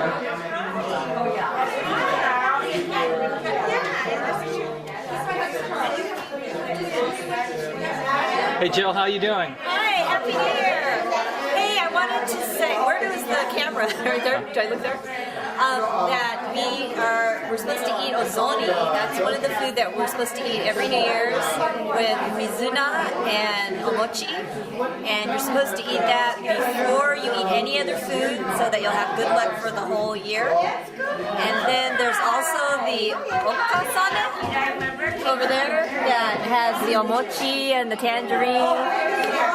And Auntie Aki makes she cuts the paper and the kale so that we will all have good luck for the new year. That's one of our traditions. Happy New Year! There's lots of, Are you hungry? Oh yeah, I'm gonna go ahead and get some. Please do, she's fine.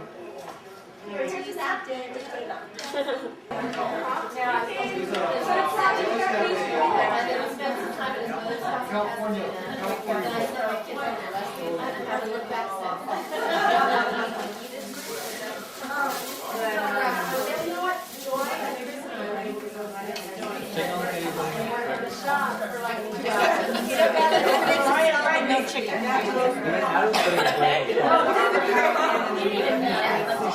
It's like California. We just keep letting her sleep for like so then we train her and train me to like throw it out.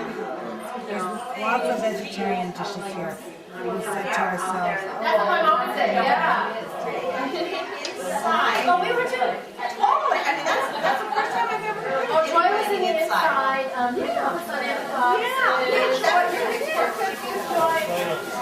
Yeah, I think it's probably Tampa. Okay, now what are we doing over here? We're saying hi, Christopher! Oh, where are we? We're at Auntie Aki's on New Year's? Auntie's house on New Year's, right. Uh-huh. And we're getting to see Christopher and Lorraine's new baby. Oh. Now, tell us about the tradition of coming here on New Year's Day. Pick it up. Well, we come every year. No, we don't come every year. But the tradition is the family gets together every New Year's and has a big celebration to celebrate family. Nice. It's inside. We're trying to save something. Reading is power. Reading is power. Hey.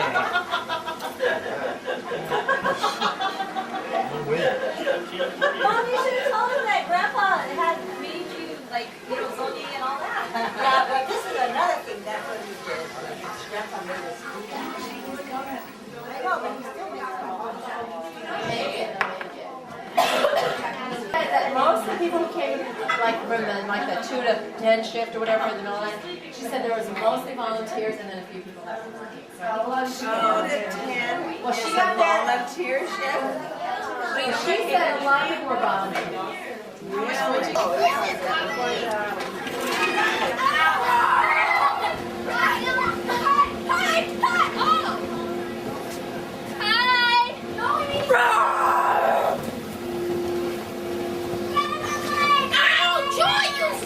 Whoa! Oh! Hi, Uncle Cat. You really crazy. My knee went bad. No. Hey, stop it. Hold on. That's enough. Well, I wish I had my cookbook that, because it tells everything about it. But most of the food, I'm not sure which ones, but they represent long life, prosperity, good health, and those types of things for the new year.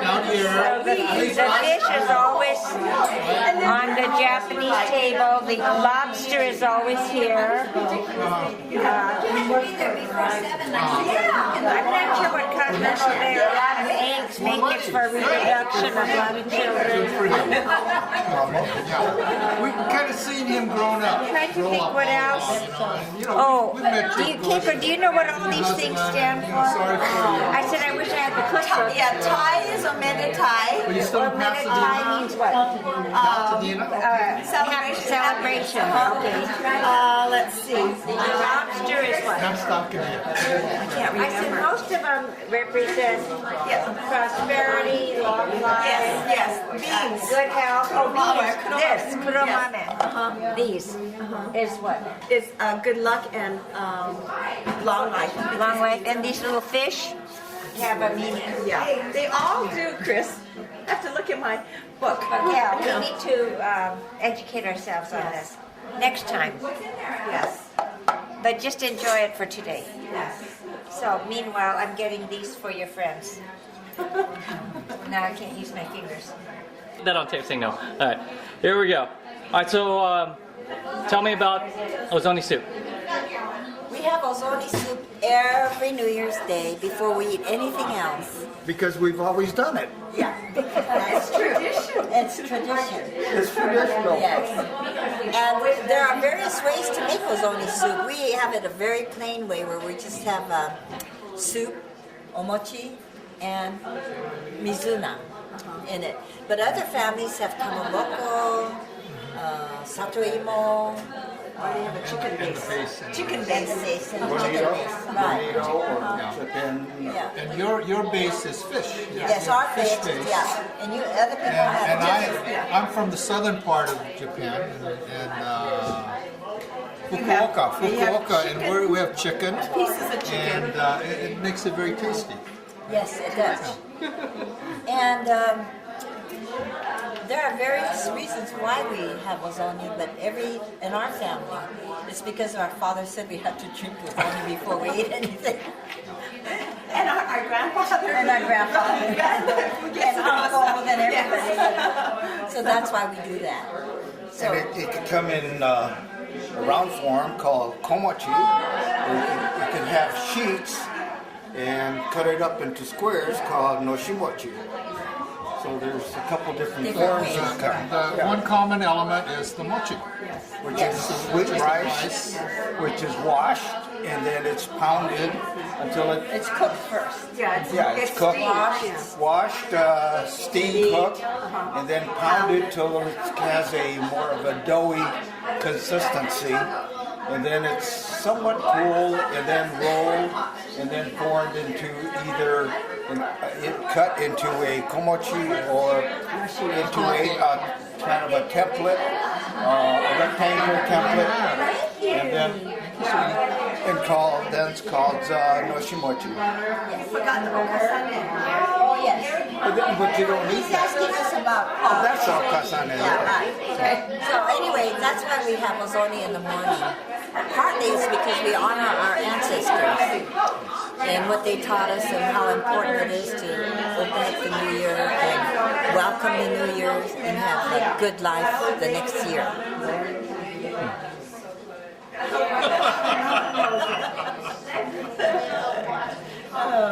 Very good for considering. Happy New Year. Happy New Year.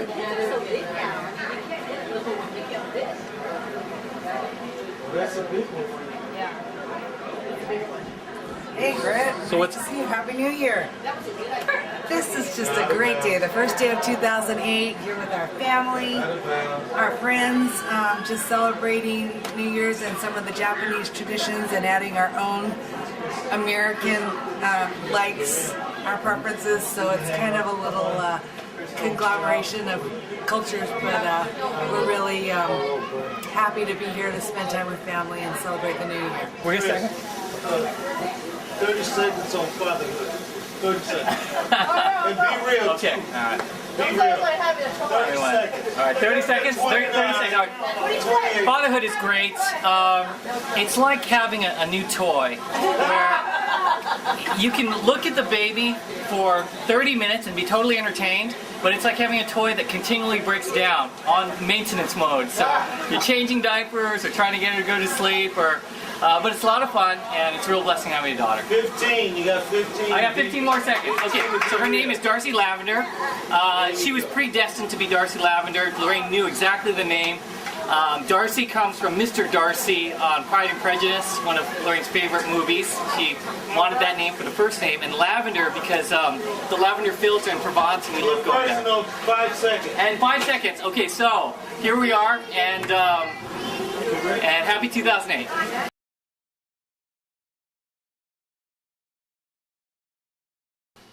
I don't think I'll take his.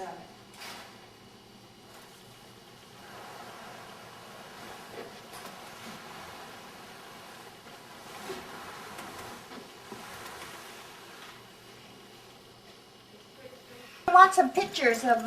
You can get them later. Okay, I'll send them to you. Yeah. Is that okay? You want the photographs right now? Let me know. Also,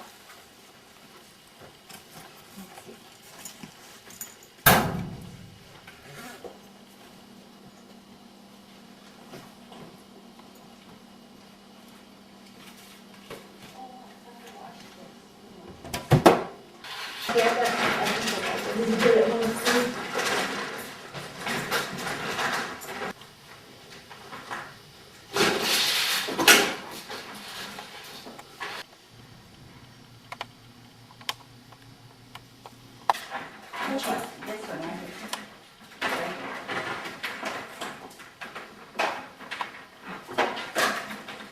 Look from over here. It looks like these right in here. This one. This one. Is it all facing the right way? That's right. Something not facing the right way. I think this has to be redone. Oh, definitely, but not today. If we know which way it's supposed to go, we could do it. Side. Papa's side. Okay. And then Mama's side. You. Mama's mother lived in Tokyo. We're not sure where she was born. Papa came to the United States in 1917 because his older sister was here, and he came to visit her and decided to stay. And he worked as an accountant at Horry Department. Just as an accountant. Okay, that's it. And he went on to Woodbury College. Oh, and he attended Woodbury College for No, he got a degree. Oh, yeah. Mm-hmm. Okay. Okay, like, Papa came from Japan in 1970 to stay with his sister, who was here already. Okay, Mama came to the United States around 1918. She married Papa. Oh, excuse me, let me start. Okay. Mama was born. Mama was born in Yamauchi-ken in 1899. She came to the United States around 1918 and got married to Papa in 1923. You know what? She died in Yeah, 1924. We could give the birth date in down. It doesn't matter. February 16th, 16th, and Papa died 1984. April 15th, 1974. 1974. Okay. Santa Santa Monica and lived there for 1 month till June. Say that. You don't, but I mean if you wanted to. I'm going to do these two. Yeah. Okay. This is No, you gotta do that. You're gonna do that on Kenny the Jan's gonna do this, and you're gonna do the square, okay? Okay. Okay, you're the circles.